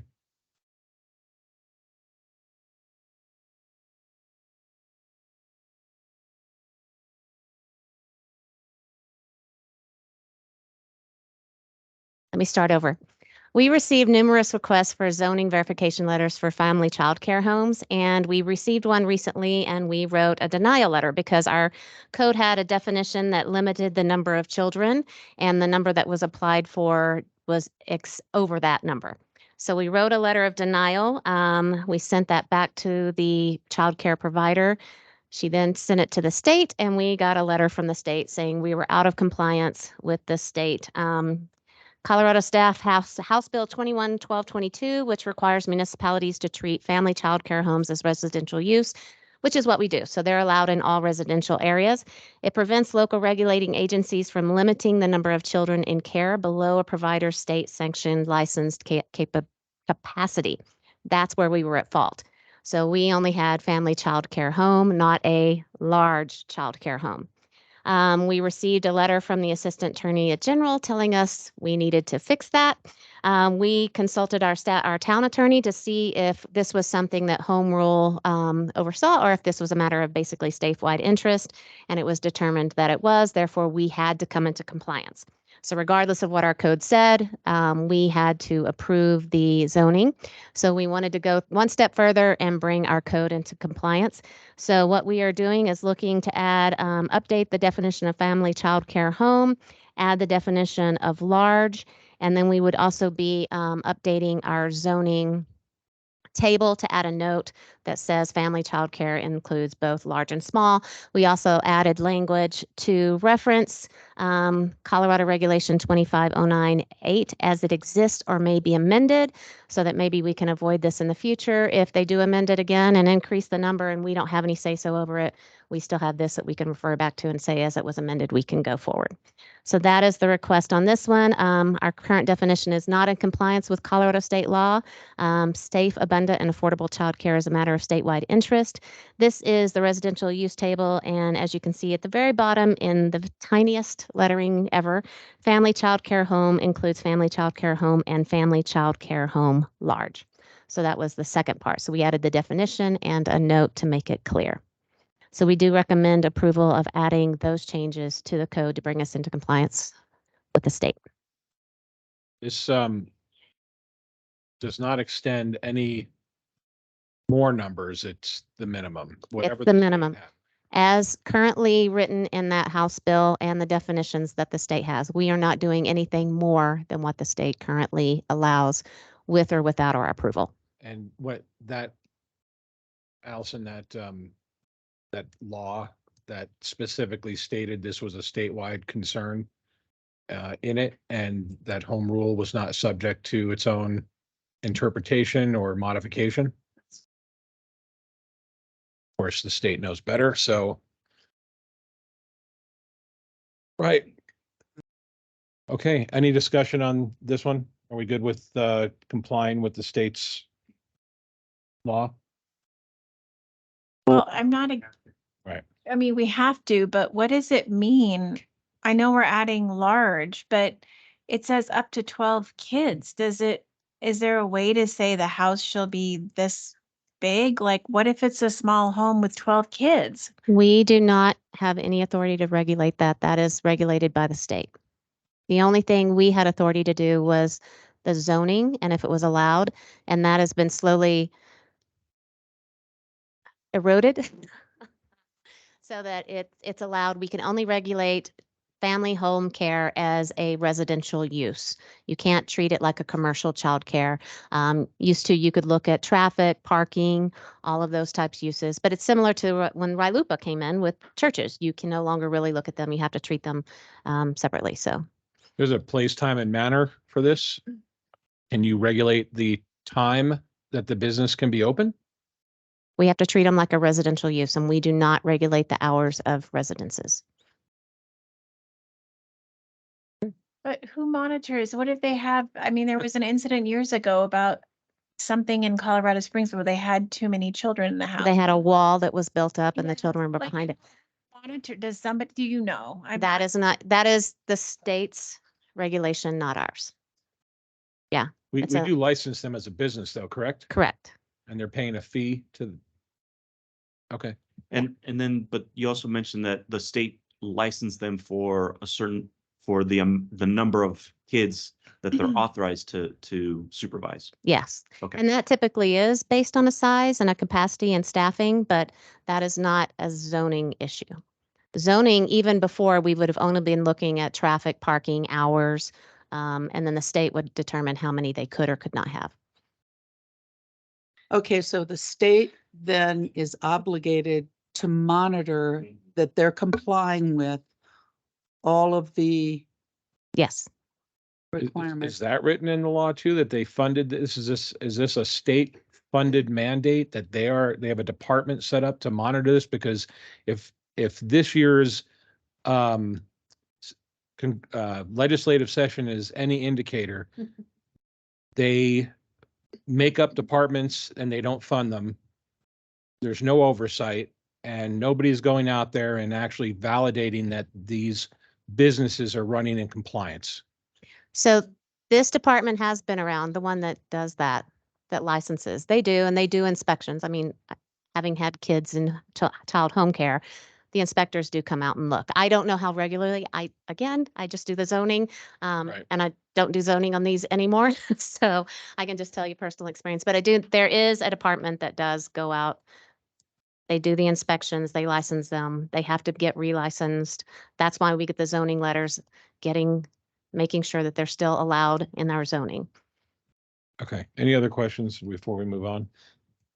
Okay, we'll go to the next one. All right. This one should be fun as well, lot coverage. So prior to the July 2021 in the Land Development Code, lot coverage was generally included the percentage of land that would be covered by a building footprint. The definition of lot coverage changed to include impervious surfaces in 2021. And if I can move this, hold on. Lot coverage means the amount or percent of impervious coverage, including the surface parking and the building footprint. So we went from just building footprint to basically building footprint and all impervious surfaces. So when they changed the definition, what they didn't change was the percentages. So the request is to amend section 1807110, words and terms, to change the definition of lot coverage to read the percentage of the lot area that may be covered by all of the footprints of the buildings and structures on a lot, including detached garages, carports, sheds, gazebos, covered patios, and decks. So we again looked at adjacent jurisdictions for comparison and standards on commercial, retail, office, and industrial land uses, including El Paso County, Fountain, and Colorado Springs, because lot coverage applies to all of those. The different definitions, percentages, and approaches were used for lot coverage, building footprint, and impervious surfaces. Residential land use standards utilize setbacks minimums to manage impervious surfaces instead of lot coverage percentages. So findings and outcomes, consistency among other jurisdictions and are different to monument. Building footprint coverage, paving, and other impervious surfacing are distinctly separated out in required calculations. Allowed percentages for overall imperviousness maximums are much higher, if not double, what is occurring in monument. So if you have a lot coverage that includes impervious surfaces, if ours is 40s, theirs would be typically higher by 80 or plus. So if you include just building footprint, then it's lower. So we went back. An example would be this: maximum lot coverage 40%. If lot coverage is just a building footprint, 60% could include parking, circulation, landscaping, and open space. And here are some typical breakdowns of how that's done on a commercial site. If lot coverage equaled a building footprint and impervious surfaces, it would be 60% landscaping and open space. So basically you're taking over half the lot and making it undevelopable. And on larger lots, that might not seem like a lot, but if you have a 1 acre lot that's commercially zoned, 60% of that has to be open space. So current definition of lot coverage, surface parking and building footprint. Again, sorry, I'm just reiterating. I should have just flipped the slide again, but larger parcels feel less of the impact, but a smaller parcel does really get, they get. You made a good point. Smaller lot. the less developable it becomes. So we recommended updating the definition of lot coverage. We think that's the simplest, most effective way. At first, we thought about going back and really looking at the percentages, but that would take us going through each industrial PUD, because you have PUD standards, you have our standards within our zoning for our straight zonings. So if we go to lot coverage and just change that definition, it makes it a little more palatable. It makes it easier and simpler. At first, we thought, well, it really doesn't affect PUDs, but a lot of PUDs reference lot coverage definition. And so if our definition says, if it was approved with lot coverage just being building footprint, and now we've changed that definition, that PUD is now subject to our new standards. And so anything that was approved through that now doesn't really fit. So that was another reason we decided to change it. So the term lot coverage would change again to the percentage of the lot area that may be covered by footprints of buildings, structures, detached garages, carports, sheds, gazebos, etc.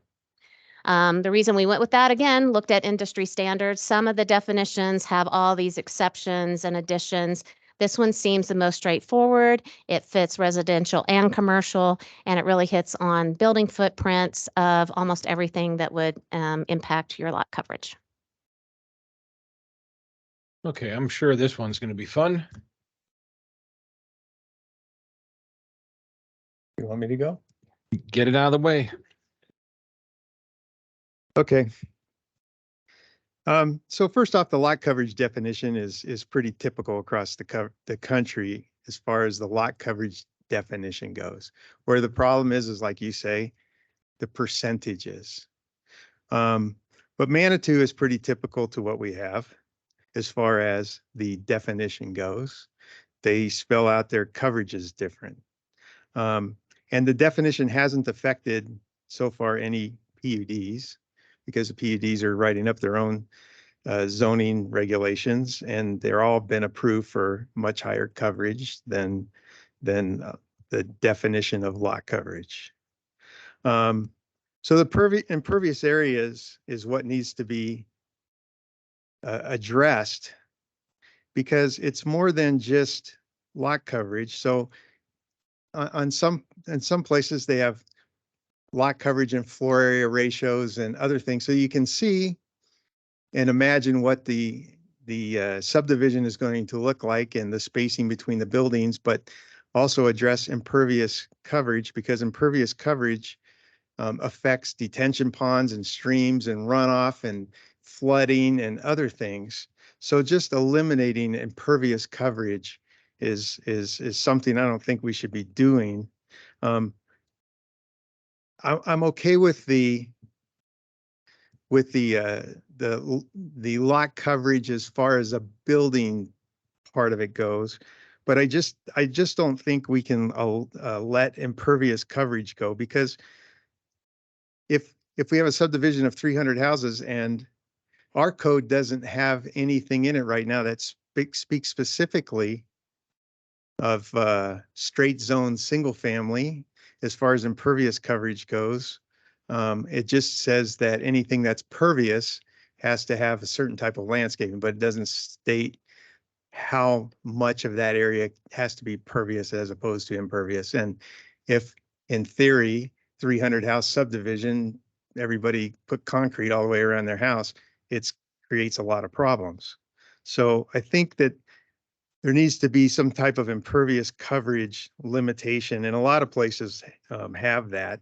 And also Regency Park, in the residential part of it in the code, doesn't speak about impervious coverage either.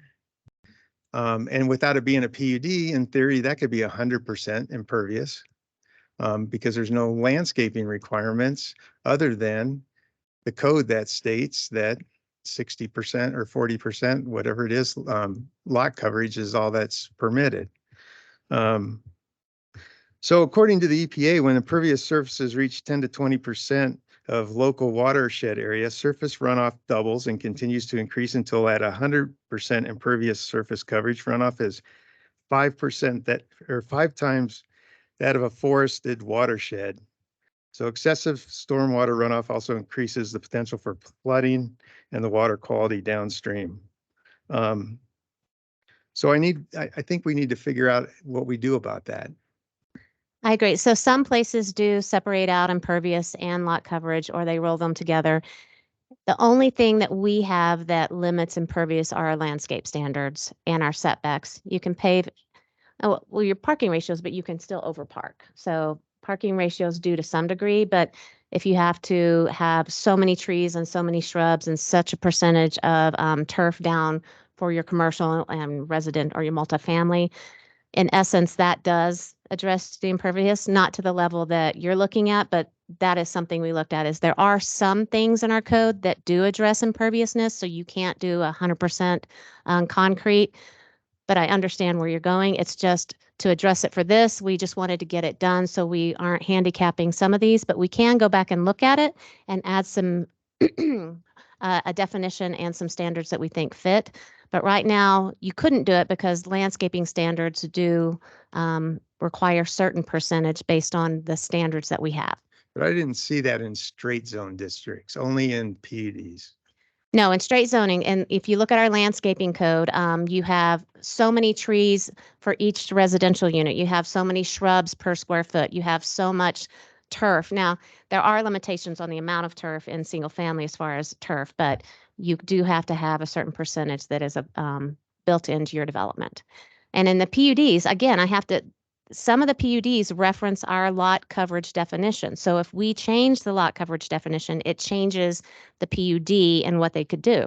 So if it was 40%, assuming just building footprint, and we change that definition, that PUD now has to follow the new definition of lot coverage. So unless a PUD has a definition of what lot coverage is, it falls back on what our codes is. And if our code changes, it changes the whole structure of that PUD. Right, except every PUD I've seen has their own definition of lot coverage. Yeah, they don't have a definition, they have a percentage.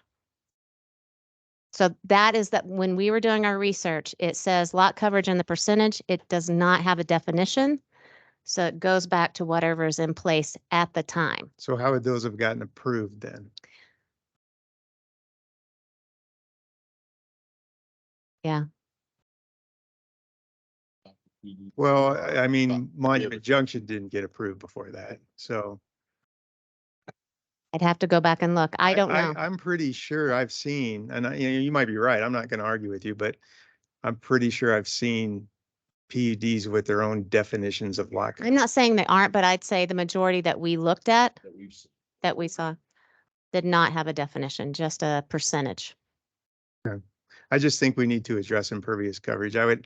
We've run into some issues in the last year with all this rain, and there's been some houses that are getting flooded, and, detention ponds are only going to stop so much. If we keep running all this water off of hard surface, we're going to run into some issues that we can't fix. And I don't disagree. okay. Yeah, I was Quick gonna say, question related to the percentage. So right now, prior to this change, if I understand correctly, it was 60-40, but the 40 was just the building footprint. Yes. So, but now the footprint has changed definition to include driveway, garage, anything else not grass. Right. Is it- The definition of lot coverage Yes, changed. a lot coverage. Mhm. Okay. Who sets the percentage? At what point is the percentage set? Percentage was set with the adoption of the code. And so that's where the rub is. The definition changed, Yep. but the percentages didn't. Okay. the can you remember the date? You have the date when that code changed? July 2021 or June 2021. I think, and Councilmember Romanello could add in, but I believe there was a cluster of code changes that took place a little bit more than this one. Mhm. It was very confusing. There were a lot of code changes. I was going to No, say, this was the adoption of the overall code, the brand new Oh, code we- in 2021. okay, yeah. but having them all clumped together like this as one ordinance, I don't know about the rest of you, but I'm not a big fan. This is going to take a lot of word salad to figure out what's going to be in and out of this particular ordinance. And again, if you want to say strike these and bring it back and we can bring you back a cleaned one, we can do that when you make your motion. Anything more, Well, can we ask if, Councilmember Romanello Yeah, has anything to say? Hang on there. Can't hear you yet.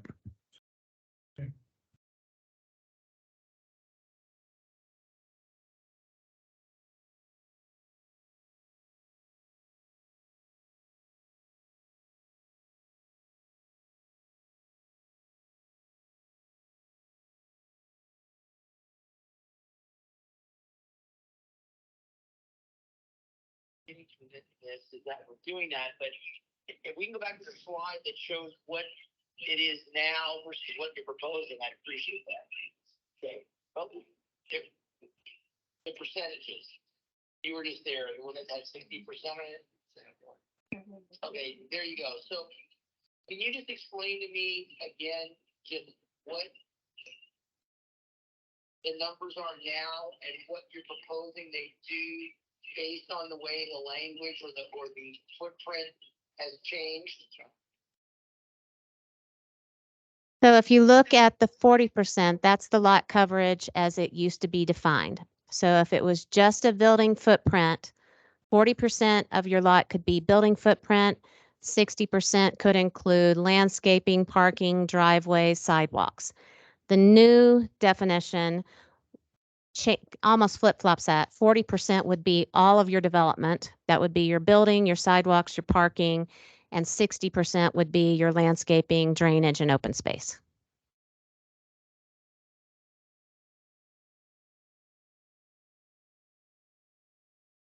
Yes, we're trying to correct that. The correction is taking out impervious surface from the lot coverage definition. I'm sorry, yes, surface parking. Let me find the definition. There.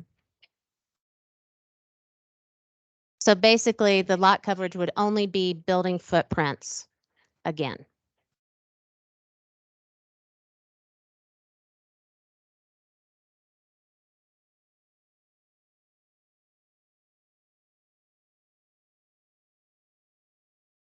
So we felt this was the best way to handle it for now, to keep development moving forward, because otherwise we'd be having to look at the percentage for each of the various definitions, and we wouldn't be able to go back and change and address all the PUDs.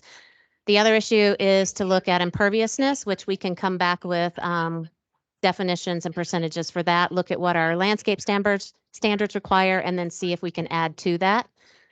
For an open space requirement, because many places have, in addition to just landscaping, you might have an open space percentage for commercial and industrial lots and even for single family.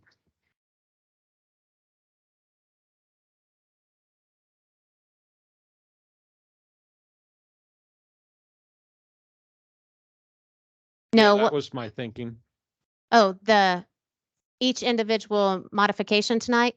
Yes, I'm sorry, I thought he meant the zone districts.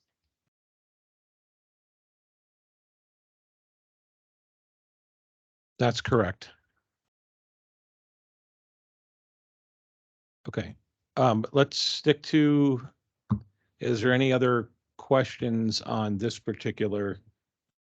Yeah, we'll get there. Okay, so just to be clear where you're coming from, you want to send this back to have it modified, or you want to make a motion on what's here now and Well, then deal with the impervious stuff later. I want to hear what everyone in the public has, but I would send the But I'm just whole wondering what you're ordinance saying right now. back to be separated into 3. And if there are things that need to be adjusted in each one separately, they would be. Gotcha. Okay. So in this particular one would be the percentages, the impervious, non-impervious areas. We can't do anything about the childcare one. And if there's any modifications to the fire, the window well one, then we could take they can come back with 3 separate ones, we can do them separate. Can Understood. we approve the childcare one now? Because since, Yeah, we yeah, solved it. no, Yeah. I understand, but We'd have to remove the other 2. sure. Can we do that?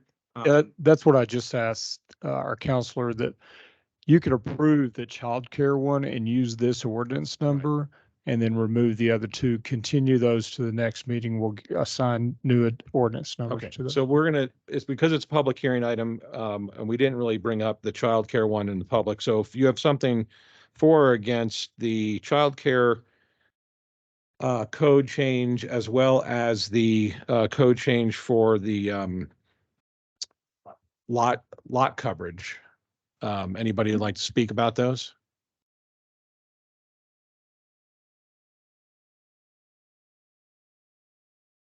Good evening, Mayor and council members. Brett Benke, CSI Development.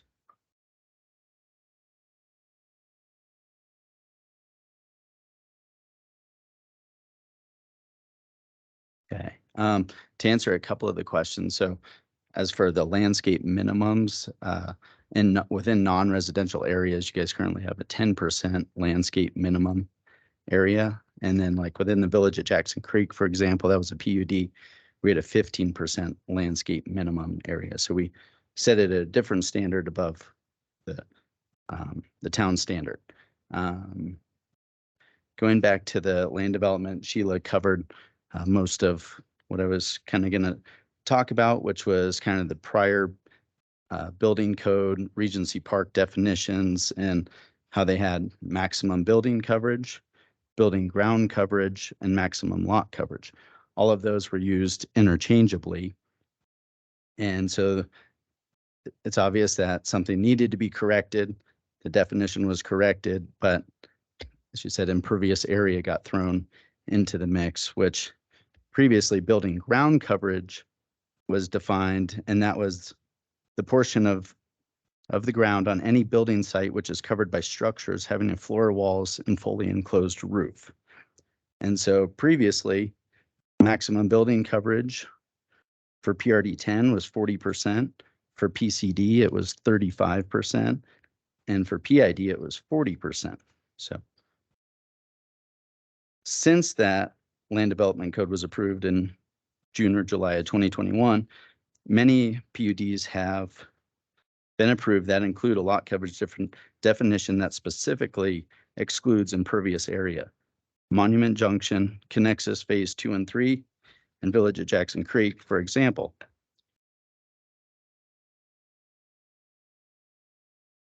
Could read some of those, but I'll save you the time and you can check those out. But those ones do specifically exclude those.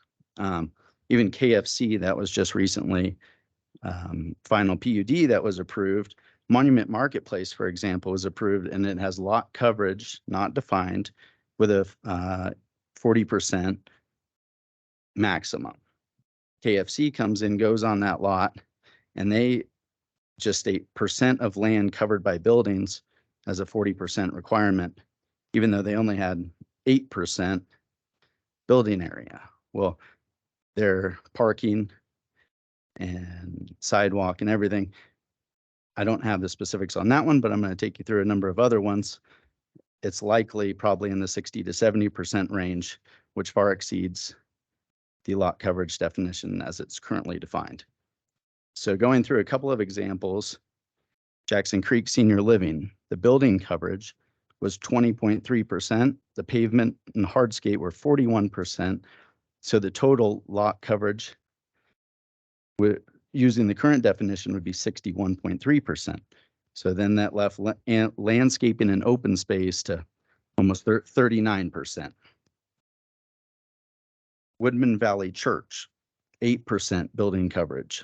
Pavement and hardscape, 69%. So using the current definition, 77%. You know, this far exceeds the 40% currently required. How about Town and Monument Town Hall that we're currently in? It's a nice office building. I looked back at it and the development plan showed building coverage of 17%, pavement and hardscape of 46%, So the percent lot coverage of 63%. Again, this is a very nice office building, well landscaped, and you wouldn't meet the current lot coverage definition. So I have a whole list of examples. I don't think that there's likely one project that is straight zoned or that had a prior like PUD that was approved that would be able to fit this new requirement. So think that about covers it, but open for any questions. One more just to end on. The project that was just approved tonight was 4,500 square foot building on 31,798 square feet. So 14% building coverage, 54% pavement and hardscape, so 68.7% according to your current lot coverage definition. So you just approved a project that does not meet the current definition. Thank you. Thank you, Brett. Okay, I don't want to belabor this ordinance further, so unless there's something that we want to question for staff, or is there anybody else? Is there anybody online that would like to make a public comment? All right. What would be the? Okay. Yeah, Mr. Oldak, he'll move you up.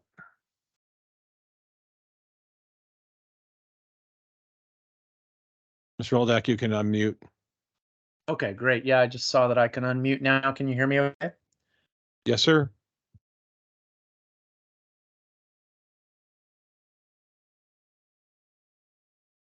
Yeah, I make good evening for allowing me to speak on this.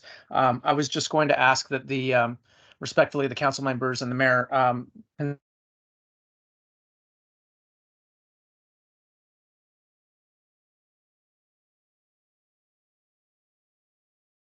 Mr. Oldak, we can't hear you right now.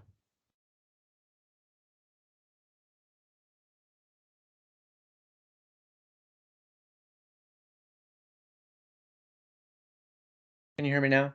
Sorry. Yep. Okay.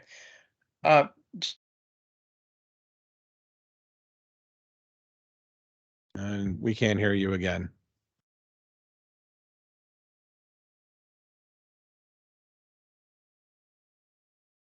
You keep cutting in and out.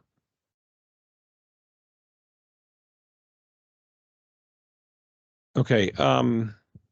Oldak, you're having technical problems. We're going to have to proceed on.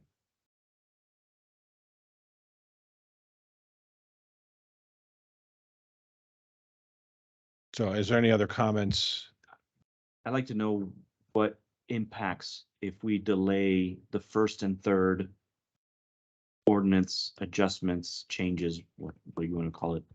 What impacts, if any, are they going to have on staff and developers that are trying to get approvals or staff that are trying to approve projects? Well, to that point, we don't change our code to accommodate the developers should not be coming to the town and say, can you please change your code to accommodate us? That's not how we work. So if there is one out there waiting, they're going to have to wait until, that's my opinion, but. Well, and to just chime in on that, correct me if I'm wrong, but there shouldn't be any PUDs that would be delayed by this because they could ask that impervious part gets removed, as was stated here earlier. I mean, I don't see any PUDs that have been affected by this, so it would be just straight zone. They would need to add the definition of lot coverage to their PUDs to keep moving forward. Right, but it would be just a definition. It's not a variance. It's not anything else. It's not another step. We It's do just- have 2 active applications within straight zoning right now that are moving forward in the hopes that the lot coverage definition gets changed. What did the planning commission say? What was their recommendation? They voted recommended approval 7-0. 7-0, just to leave it sort of semi-vague and then come back later? No. They approved of the definition. The definition you said doesn't really define No. anything. There's no percentages defined, right? No, no changes to the percentages for individual zone districts, just changing of the definition itself. So on the stuff that you have out there right now, what would that have to do? I mean, would impervious coverage come into play with those?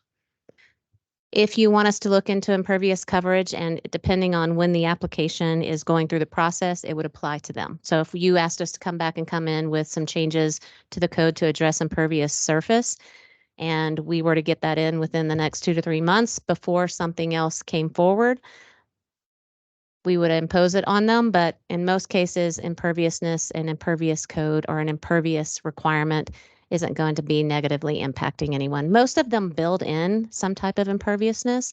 It's just going to be to the degree that you want it, whether or not it's built in automatically. Thank you. All right, well, I'll leave it up to the council whether you want to just let them all go the way they're written, or if you want to separate them out. If you want. If you them want to as written- separate them out, let me know and I can tell you the specific sections that you would want to keep in and or remove. Right. If they've done if the staff has done the research and gotten into the weeds on this,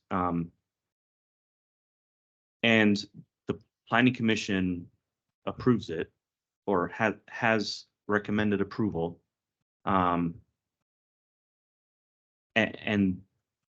yes, we are changing, but we are changing the codes to, in the case of the window wells, to I call it a standard, to a constraint that is accepted within the county, a common thing, a common standard, a common constraint that is accepted within the county. In the case of this lot footprint definition, it allows, if I understand it correctly, Sheila, correct me, it defines it such that staff have the ability to define impervious, or it gives us an ability to further define impervious at a later date. To me, it sounds like we're moving in the right direction if we approve these 3 ordinance changes as presented. Those are my thoughts. Okay. Is there any other comments from the council? If not, I'll look for a motion. Yeah, although I appreciate the planning commission and their comments that they made, I'm not for enforcement of putting covers on window wells, because then you're gonna have to get into the weeds of what style, what type, what grade, the whole 9 yards. And now you're telling residents, you're kind of getting into what's next. You're gonna have to put, oh, by the way, to further prevent someone from trespassing on your property, you're gonna have to put up a fence, and I think council will be going too far as an overreach. So the motion can be made to remove that condition. I would like to make a motion for all 3 of the ordinance. Code change. um, It's one ordinance. Section, Well, before you make the Yeah. motion, let's finish with the conversation. Yeah, well, I said if there's no other, Well, Is there- they have comments? who? Yes. Oh, okay, good. Yeah, I personally would like to see, I think it's cleaner to move each one of these out for the future. In the event somebody's looking for something that, is included, these don't necessarily marry to each other nicely. So I would like to see it become cleaner and separated out. Yeah. Yes. So I can see why I was measuring 2 feet from, I'm still stuck on the You have a tape window measure well. with you? Give me a minute. But Mr. Lesby, I liked your comment, and that's why we have people make comments and come up, because it could lead to other things, conflict or liability, all of that. So thank you for your comments. But I get why the planning commission said that, because 2 feet's really not that far from the window well. And should there be a cop chase or whatever you call it, alleged crook running, I mean, they could die. So I still, I think that the two regarding the impervious land, whatever, and the window well, I kind of feel like a further discussion needs to happen, but I'm with Councilmember Chronic, where I think they should be separated out just in the future, Sheila, just to make it easier. That's all I have. So. All right, any other questions? So if I we're would going to like- make a motion on this, I'd like to bring this back to what I was talking about earlier, because I guess the consensus I see here is that the covers are going away. Which is fine, but there's other issues with just leaving it go the way it is. And so I'm going to just speak a motion and see kind of a general consensus rather than just going through the whole process. But and I don't want to impact people that are in plan review right now, or not necessarily plan review as much as people that have approved plans, like these people sitting here. So my proposal would be window wells may extend into the required yard setback a maximum of 3 feet, but not closer than 2 feet from any property line, provided they are easily removable, made of corrugated metal, treated timbers or similar, provided they are egress compliant and have written permission from any easement holder. I still think we need to have an easement holder, because there's not going to be many of those. One side of the building shall have a minimum of 3 feet unobstructed clearance between any window well projection and the property line for access. I think we need to have it at least 3 feet on one side of the house. And I think most of them are probably already like that because they have garages.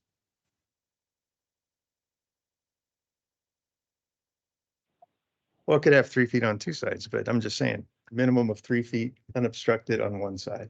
Can I ask you a question? So this motion that you are throwing out there, is there any other modifications that you would want to see?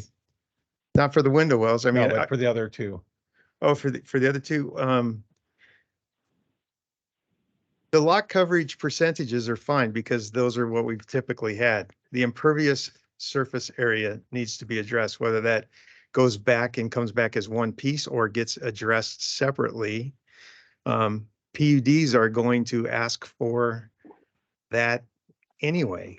So it's just straight zone that we're dealing with right now as far as the actual definition of impervious coverage. Yes, they would have to ask for it, but they can ask for it and it's not a variance. So I guess I would be okay if it came back. I mean, it's probably cleaner to have it all done at one time, but I don't know how long would it take to deal with impervious surfaces. That would take just a little longer because, I mean, the window well took us 2 to 3 months. And lot coverage, we've been having that conversation since last fall about what to do. What's the opinion of everybody here? Well, I'm now at the opinion we should have the motion made for the changes that you suggested for the window wells and leave the other two as is, and they're voted on by the planning commission. Okay. So we're just directing staff to go back for impervious surfaces? We can, yes, but we pass the motion now and then we can direct them to go back and bring that up later. Okay. And since Bring you have the wording for impervious, your motion, to be clear, to bring impervious, address the impervious surface issue and bring that back? Okay. But why would we approve it tonight if we're gonna change it? Why? Yeah, right. we need to be able to move forward with the So we're plan. not stopping. Right, we're Okay, not gonna stop. okay. Okay. So you have the language specifically. Is there anybody in disagreement with the window well motion?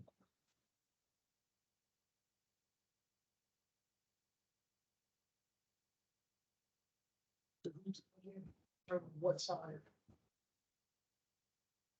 Yeah, I'm not in favor of the 3 foot on one side requirement. Who determines what side of the house, depending on the number of lots, especially if you're dealing with like a corner lot or a lot that's kind of like in a cul-de-sac type turn or bend. It doesn't, to me, there's, with the information provided to us, with the research that staff has done, going out, looking at other areas, other municipalities or towns, they don't have that. I agree. I think we go with the research that the staff has done, and then we direct the staff to keep note of the code change and see if there's any other issues that may come up from this point forward that may generate another change. But Okay, well, then I'll bring us back to this. Right now, our code, even though it hasn't been enforced, ensures that there is adequate access between the front and the back of the house, no matter what. 5 foot. The fire department did say the 2 foot was adequate. And that was our question to them. Do you have adequate space to maneuver around the house for fire and safety with the window wells encroaching up to 2 feet from the property line? And they said, yes, that would. So what would a homeowner do with a lawnmower? You know, I mean, that's what I'm saying. If it's 2 feet on both sides. That's for the homeowner. And I will say it's throughout the county, there are window wells within 2 feet of the property line. And I think if it was an issue of major concern or health and safety, fire departments would be against it, regional building would be against it. The utilities would not have been supportive either if it was a utility issue. Okay, I what if understand your part what about if the there's an easements for easement? access, You- but You're saying that they could encroach in an easement as well. right. So if the property has This is a public utility easement, not private access easements. These are easements that are public utility easements that are shown on plats that the town actually oversees. So we would just be asking ourselves if they can go into that easement. But I didn't see on here where it says anything about only public utility easements. That's chapter 12. That's what the heading falls under. So if there's an easement, they can't encroach in the easement without permission. And If it's a private access easement, right. we don't oversee that, so no. These are easements that the town oversees, and they're typical. a private easement, that private owner gets a notice saying there's going to be construction close to your easement. If you have comments, make your comments, correct? Correct. So if they're in this case, if there was a private access easement that split a property, and then they were trying to put that window well into that, then yes, they would have to provide an okay, because that is an easement that is outside of our jurisdiction. We would bring up a red flag. This is a private access easement. You're trying to put something in that. We don't have a say-so. You need to go back to the owner of that egress. So that is implied, because the only thing that Chapter 12 addresses are the public easements. Okay, well, I'm struggling with this. And I'm struggling with the easements as well, because there typically isn't easements alongside every house. We have easements following alongside the side yards all the time. Right, but Yeah. it's not every single house. It's not every single, but it's the majority. So you typically will have easements along all lot lines of a lot, commercial, industrial, residential. That's why we brought the utility providers, because it's such a small area. If you're encroaching 3 feet, you really only leave 2 feet for the utility providers to do anything with. And they were fine with it. Because most of them, if it's anything, it's going to be a service line. If it's anything bigger, they're going to have a dedicated utility easement. So that was one of our concerns is, can you do anything in there? And they're like, we're not really in it anyway. Okay. Okay. If we need to move forward with this, either we're gonna have a motion to pass. Yeah. We're gonna let it die, or we're gonna split it out, one of the three. I mean, All right. But this motion is to approve all three of these, correct? well, unless you modify you can modify it. You can modify it, how you want the code change to be. You can,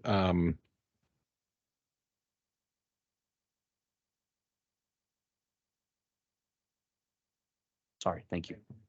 I'll make a motion. If it passes, great. If it doesn't, then we'll modify as needed until it passes. well, or it doesn't. Yeah.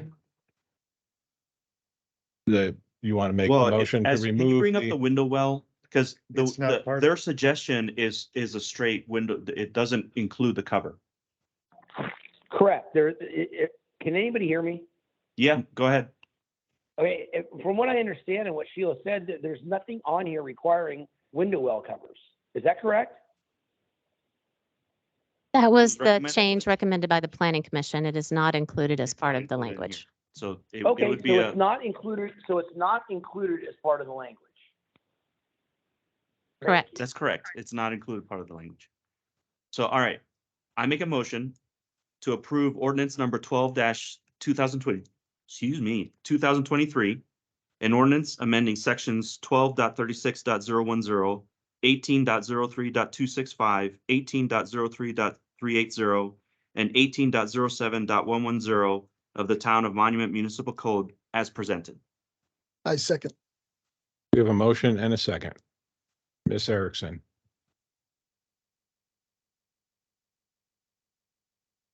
Councilmember Romanella, Yes. Councilmember Chronic, No. Mayor Pro Tem King, No, because I have issue with the window wells. Councilmember Kimple, Yes. Councilmember Fiorito, Yes. Mayor LaKind,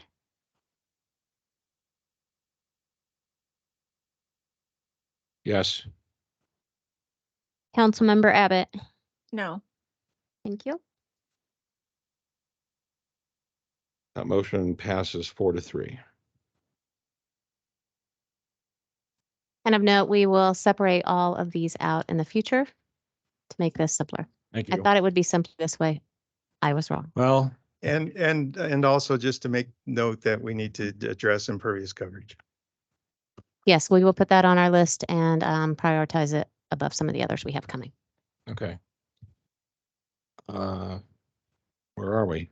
Resolution 6A, public hearing item, resolution number 41, 2023, a resolution approving a final plat for Home Place Ranch filing number 3. Ms. Booth. We'll turn this over to Mr. Lilsgren.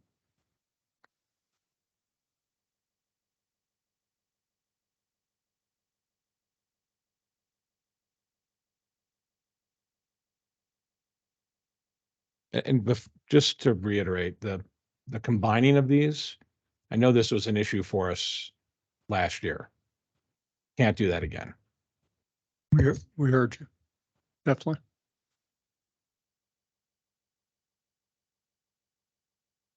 Thank you, Mayor LaKind, Council. This is a presentation for Home Place Ranch filing number 3, preliminary final plat for an amenity center.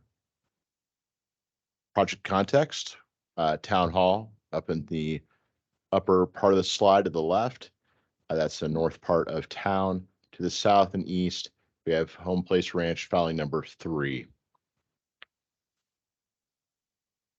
Diving in a little bit deeper, the project site is located at northeast corner of Glen Eagle Drive, Sanctuary Rim Drive Circle, between Higbee Road and Baptist Road.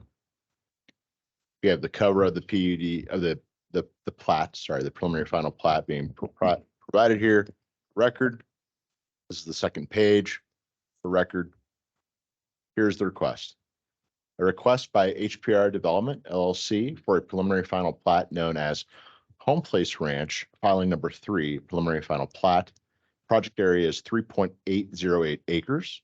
It's on the northeast corner of Glen Eagle Drive and Sanctuary Rim Drive. Proposed use is a one lot. It is an amenity center for the Home Place Ranch community of Promontory Point. The related application, there is an associated PUD minor amendment number 2 to the Home Place Ranch Phase 1 preliminary final PUD under review. Existing zoning. We have to the north, Home Place Ranch future filing. This is vacant land intended for residential. The south, we have Home Place Ranch Phase 1, which is residential. To the east, we have Sanctuary Point filing number 9, also residential. To the west, we have Home Place Ranch Phase 1, residential, all PUD. Project history. Home Place Ranch sketch plan was approved in 06. This is a PD sketch plan, 431 acre parcel of land, 990 units proposed, the gross density 2.3 units per acre. Oops. Following that, Home Place Ranch Phase 1 preliminary final PD site plan approved in November of 2019. This was a 130 acre site with 300 single family lots proposed. Filing number 1 followed that. It was approved in October of 2021 for 75 single family dwelling lots. Filing number 2 also approved in October of 2021 for another 67 single family detached lots. Home Place Ranch Phase 1 preliminary final PD site plan, a minor amendment, the first one, occurred in December of 2021 and was approved. The requested adjustments had to do with setbacks, some of the landscape design standards, references to Triview Metro District, site data percentages, some acreage calculations, changes that they noticed as typos, interim extensions of, to be more clear, this last bulleted point, a note was requiring the construction of an interim extension of Glen Eagle Drive from Sanctuary Rim Drive up to Higbee Road. This is prior to the recording of the final plats for filings 4, 5, 6, or 7 of note. Tonight's application has to do with filing 3, not listed in that particular note. Filing number 6, resolution number 14, 2023. This was for 10 single-family dwelling lots. This was approved pending recordation with requirement of outstanding pedestrian improvements for safety that I mentioned before. Staff reviewed the application against Section 1802-250 preliminary plat review approval criteria. Staff feels that the application met all of the 9 criteria and subcategory criteria. Also, this was put forth of the final plat review approval criteria. Similar to the preliminary plat, has one additional criteria of 10 that it has to generally be consistent with the preliminary plat as applicable. Staff felt that, again, met all of the approval criteria. Comprehensive plan assessment. The designated future land use was single family detached and parks. SFD single family detached. The comprehensive plan defines SFD as one dwelling for a single family household on a lot, and characteristics can include things like amenities, which are encouraged.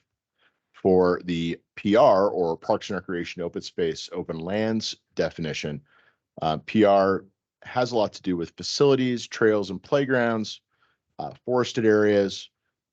In this case, the proposed use of an amenity center is in general conformance with the future land use map per staff's review.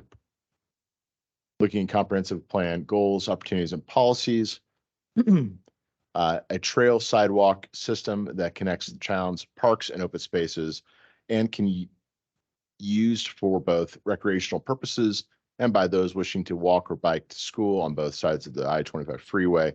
Trails and sidewalks, the applicant's rationale. Trails and sidewalks connect directly to the adjacent roadway sidewalks, and they connect to the town's open spaces and schools.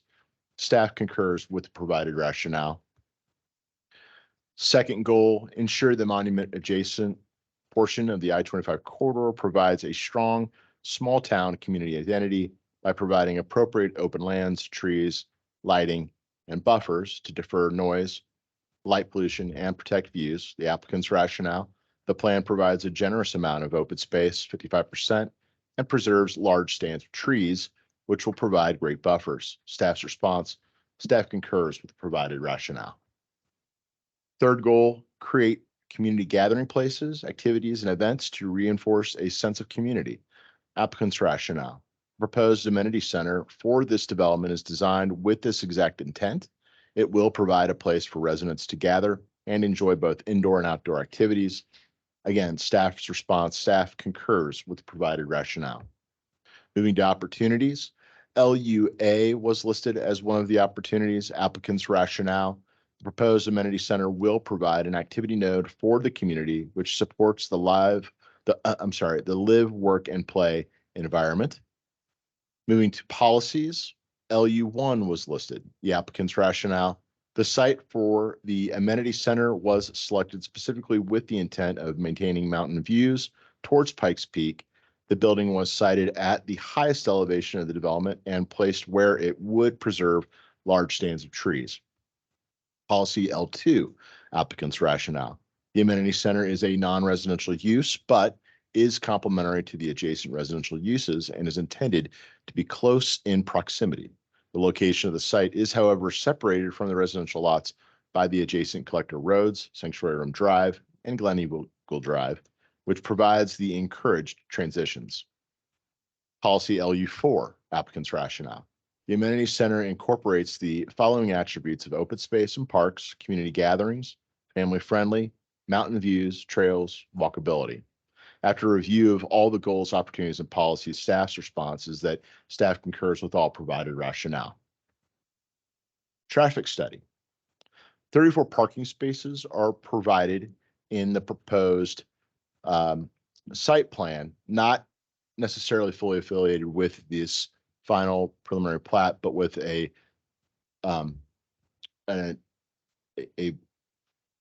parallel application in for the site plan. The overall traffic study was for 299 homes and an amenity center. So when this was originally done for the PUD, there's negligible impact according to the traffic study. Drainage basins. Jackson Creek, on-site stormwater capture in the curb and gutter and conveyed to inlets. Captured stormwater will be piped to existing Home Place Ranch storm sewer into the full spectrum ponds located in filing 5. Utilities provided will serve letters were provided by Triview, Black Hills, and Mountain View. Wildlife, wildfire, and geohazard. No significant wildlife habitats were acknowledged. In terms of wildfire, Ponderosa Pine were mentioned as a crucial wildfire problem. Communities are limited within phase 1 area. Wildfire management strategies have been provided, and the Monument Fire were satisfied with those strategies and had no other comments. Geohazard, there's no unusual conditions. Public improvements. Public improvement agreement is being drafted between the applicant and the town. Actually, it's already in place. Key items it will cover are sidewalk and trail, wet utilities, landscaping and amenities of the site including the building. There are also on-site pickleball courts, ADA access, and a playground, as well as some trails. Land dedication. This is not applicable for land dedication because of the use. Park, Triview Metropolitan District is associated with the park dedications. Public notice was provided, published, posted, and mailed on April 25th. No letters of opposition or agreement were received. There are some outstanding items, just for note, not necessarily critical for approval tonight. There's a 25-foot public trail easement. This is involving El Paso County Parks, and they and the applicant have met. There's a discussion of realigning of Jackson Creek's primary regional trail along Glen Eagle Drive. Both the parks requested the agreement is not set in El Paso County Parks request the agreement is not set in stone due to potential impacts to Higby Road design that may impede this imposed solution along Glen Eagle Drive. All parties are currently involved and they must agree. El Paso County and Tri-View are in communication about the proposed realignment, and the applicant would like to address the trail alignment with a forthcoming third amendment, not directly associated with this plat application again. Other outstanding item, we have Colorado Parks and Wildlife, Wetland and Pebbles Meadow Jumping Mouse Habitat comments. There's some lingering comments related to the original approved PD site. There is a 404 permit already issued. CPW's recommendations for seed mixes, trails, and construction protocols will be addressed during the construction document review, which will happen after this final and preliminary plat. Staff has included these comments in active review of current CD applications with the town, just for reference. This was presented to Planning Commission on May 10th. The motion and the vote. Motion, Commissioner Hours made a motion to approve the preliminary final plat. Commissioner Green seconded the motion. The motion passed 7-0. All in favor. Staff recommendation. Staff review and opinion consistent with all of the applicable subdivision standards. It adequately addresses the criteria in sections 1802-250 and 1802-260 of the Title 18 Town Land Development Code. Generally consist with comprehensive plan, and outstanding items will be addressed as the entire development moves forward. Staff's recommendation approval on Place Ranch filing number 3, preliminary final plat, based on the findings that the proposed preliminary final plat is in conformance with the review and approval criteria as outlined in the Town and Monuments Land Development Code. Staff's done with their presentation. The applicant is here and they do have a presentation to offer as well. Okay. Good evening, Mayor and Town Council. We promised to be brief.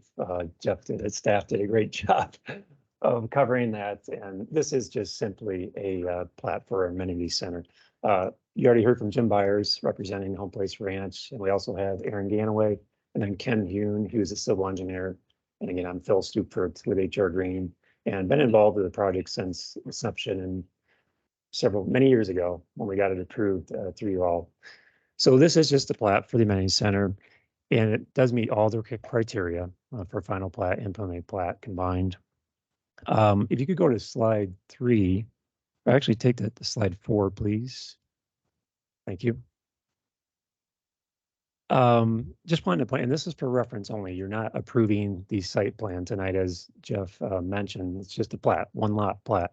But just wanted to give you some reference. You can see the building next to the roundabout, and the nice thing about this is it sits up on a hill. We preserved a bunch of trees behind it, and it looks right to Pikes Peak and the Air Force Academy. It's going to be an awesome facility for this community. And we met the parking requirements. It does have some pickleball courts and a playground and things like that. So that's all I'm going to say. We're here for questions. If you have any, it's pretty straightforward. We just request your approval of our plat. So thank you very much. Thank you. Is there any initial questions from the council? I don't have any questions about this. But since you're here, and I'll give you a chance to respond. We've had many planning directors since this project has started. Hopefully we don't have too many more. But so since it's been 4 years or so, Ken and I were on the planning commission at the time. I just wanted to bring up kind of on the record, because on this initial introduction to this, it talks about the sketch plan being approved with 990 units, which is true. But since this has been approved and most of the members on the planning commission are different, back at that time, the phase 1 went from about 400 units to 300 units. And the rest of the site was discussed at that meeting. So at the PC meeting in July 2019, there was much discussion from the applicant, the public, adjacent landowners, and the Planning Commission on future development north of Phase 1, and the applicant stated that there would be considerably less development on that section over what was allowed, including the lots adjacent to Higbee Estates being similar sizes. It also stated that they would be amending the sketch plan to reflect those changes and that they would be coming back to amend it. It had stated that time that they would be done in 18 to 24 months. It's been roughly 4 years. The PC chair at the time, Michelle Glover, wanted to make that a part of the motion to approve, but the applicant had stated that they needed time to discuss with the partners and then they would bring it back. I understand that there's not any preliminary PUD site plans for the north yet. And I'm okay with that. I just want to make note of that so that it stays in the file and keeps moving forward, and that when the Planning Commission gets any kind of plan for that moving forward, that it's somehow included in that packet. And when you guys are ready to do that, just to make note that that was, discussed. I'm sure you probably remember that. Half the meeting was discussed about the densities. So if you have anything you want to say to that, that's fine. And if not, that's fine too.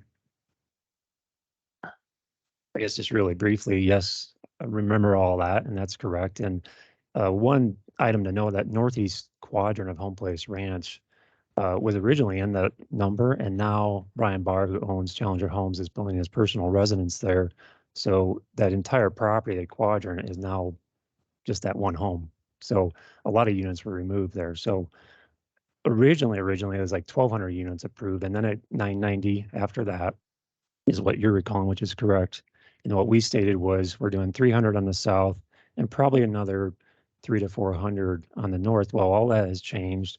Now we're thinking 150 to 200 at the most on the north side. So it's been drastically reduced from our original approvals. Well, and I appreciate that. And I know there's a lot of unbuildable space on this site, yeah, for sure. But I just want to kind of put that in like a tickler file. So when we're going forward, sure. I It was a appreciate big part of the discussion. I appreciate you responding to Absolutely. Yep, thank you. that. Thank you. All right. Councilmember Romanella, do you have any questions regarding this for staff or the applicant? None. It makes all the sense in the world to me, and if Planning Commission supported it the way they do in this. Okay, thank you. This is a public hearing item. So if there's anybody here in public who would like to speak for or against this, and if not online, is there anybody? Mr. Anderson? Okay, we'll bring it back to the council for discussion or a motion. So I would like to make 2 comments. First, working with Ken and Phil, you guys have been making a lot of changes, and I appreciate you working with the various boards and the Planning Commission, council, and the commissioner. One concern is the traffic study, because that was dated 2019, if I'm not mistaken.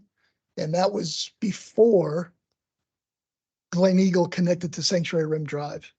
And now they connect. So there is a huge increase of volume of traffic going up and down Glen Eagle to go into Sanctuary Point. So I do think that an updated traffic study is warranted. And then second, on the site plan, I read over the site plan.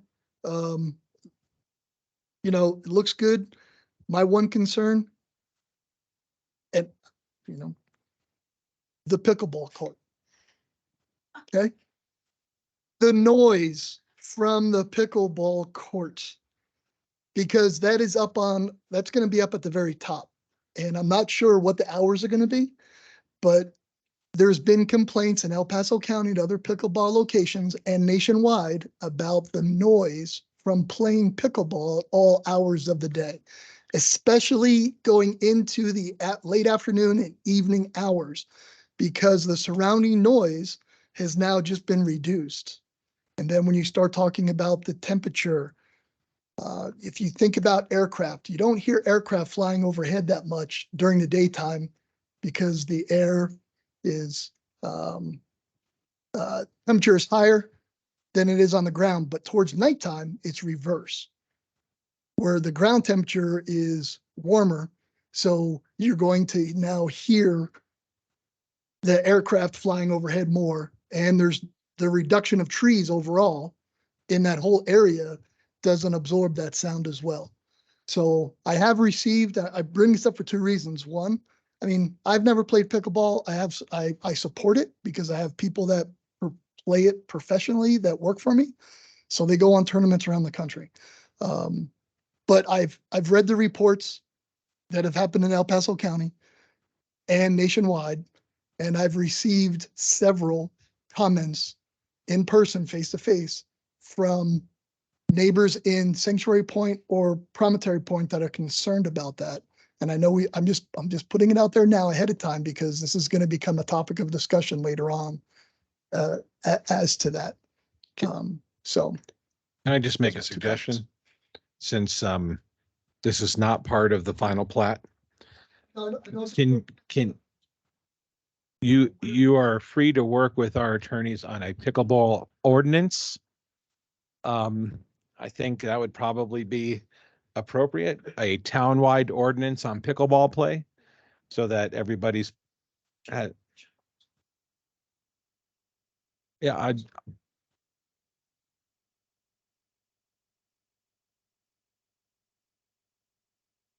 okay. Just trying to put that out there. I get it. It's just yeah.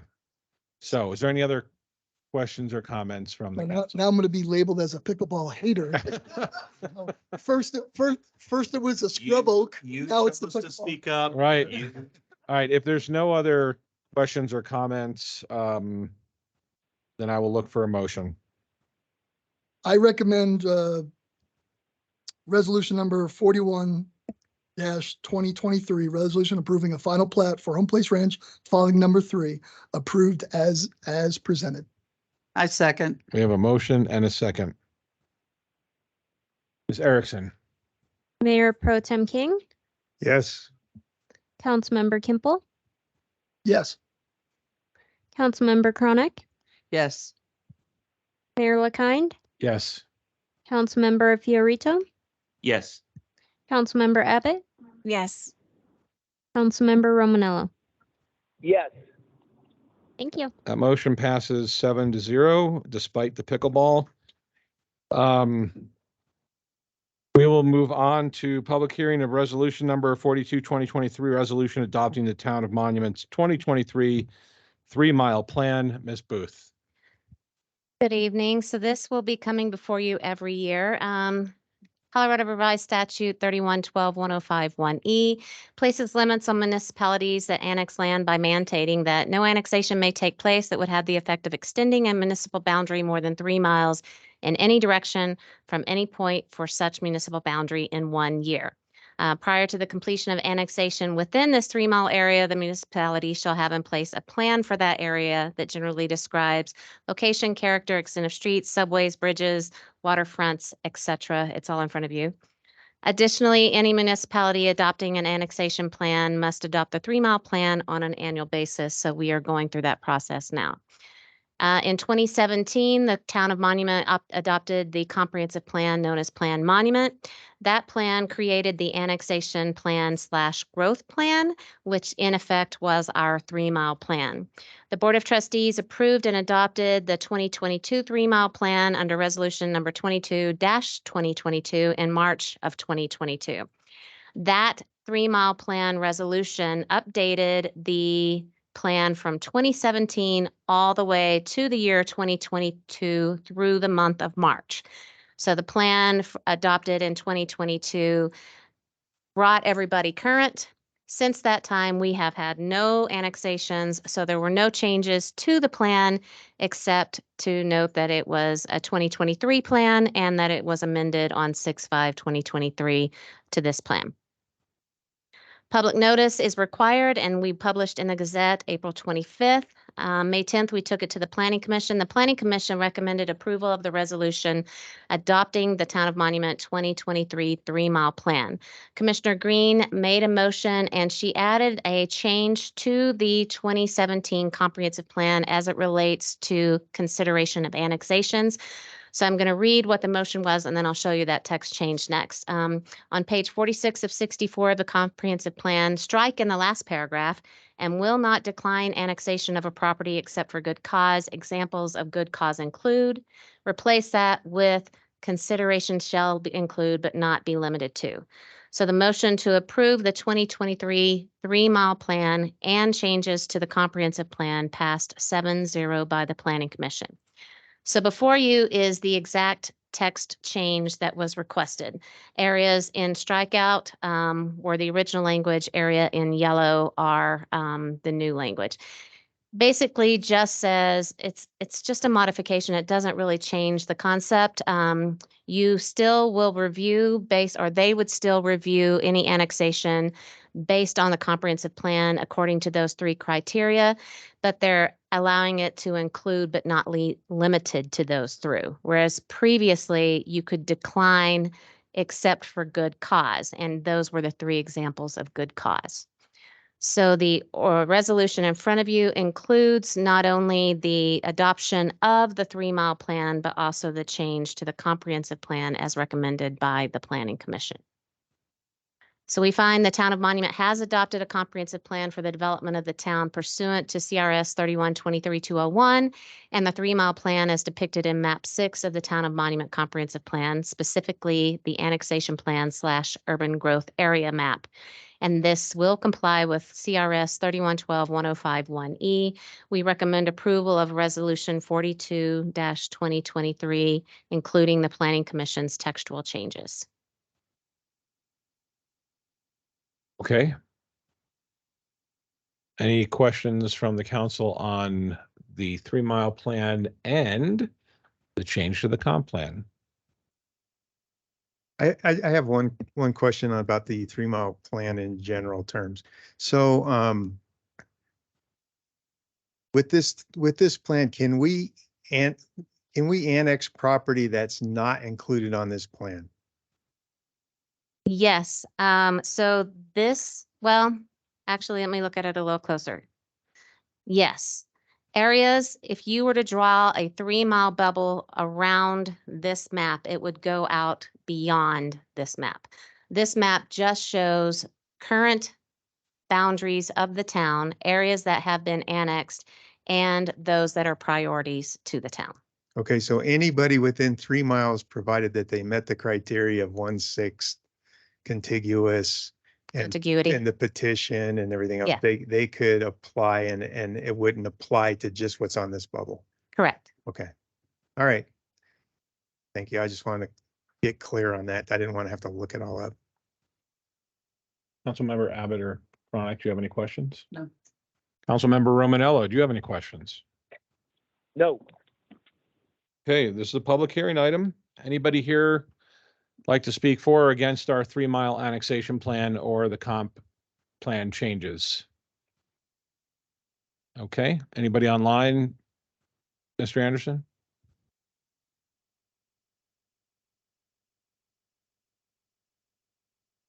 Okay, we'll bring it back for discussion or a motion.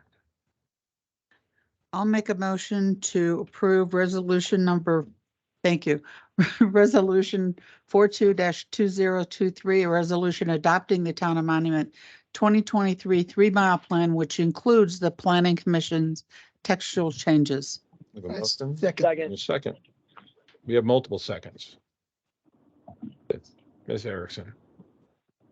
Mayor Pro Tem King, Yes. Councilmember Kimple, Yes.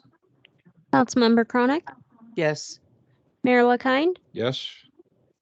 Councilmember Fiorito, Yes. Councilmember Abbott, Yes. Councilmember Romanello. Yes. The motion passes 7-0.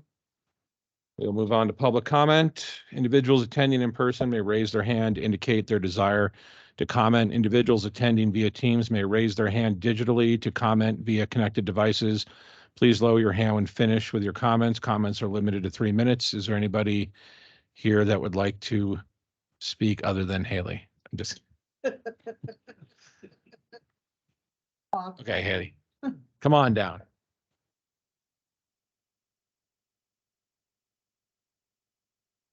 Good evening, council members and mayor. Haley Chapin from Tri-Lakes Cares.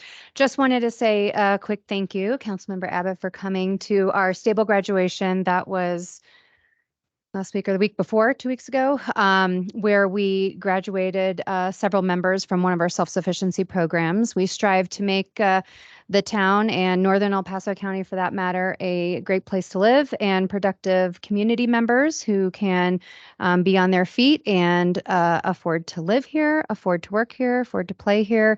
And we do that by many programs and services, one which was our stable program. And so we'll always extend an invite for you to come and see the great work that we're doing and the citizens that are graduating and living in the community. So just wanted to say thank you for your support for that program and appreciate your presence. We had both of our county commissioners there. Jeff Anderson was there and Councilmember Abbott. So we appreciate having some government representation there to celebrate with the community members as they graduate that special day. So thank you. Thank you. Is there anybody online that would like to speak?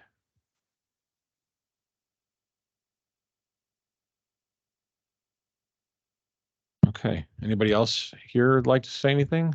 Public comment? No, okay. Next up, council authorization items. Real quick, back before the end of school year, Councilmember Kimple and I went to Prairie Winds Elementary School to watch a presentation of 3 young ladies who won a Presidential Environmental Youth Award project. And they will be going, taking their project nationally. And we've invited them to give a brief demo here if everybody is in favor of that. I've started a communication with Mark Belcher, Director of Communications, D38. I will forward that email on to Mr. Foreman and they can coordinate getting the girls put on an agenda that's not overly busy. They can come and do their thing first 10, 15 minutes. They're going to bring in their project so we can, hopefully it's still living. Is it a rocket? No, there's no rockets involved. This is composting. So worms and boxes of them. Should smell great. Should smell great, right? Is everybody okay with that? Yes. Okay. Any council member comments? Oh, Mr. Romanello? I'm good. Nothing to say. Okay, and I will look for a motion to adjourn. Motion to adjourn. Move. All in favor? Aye. We are adjourned.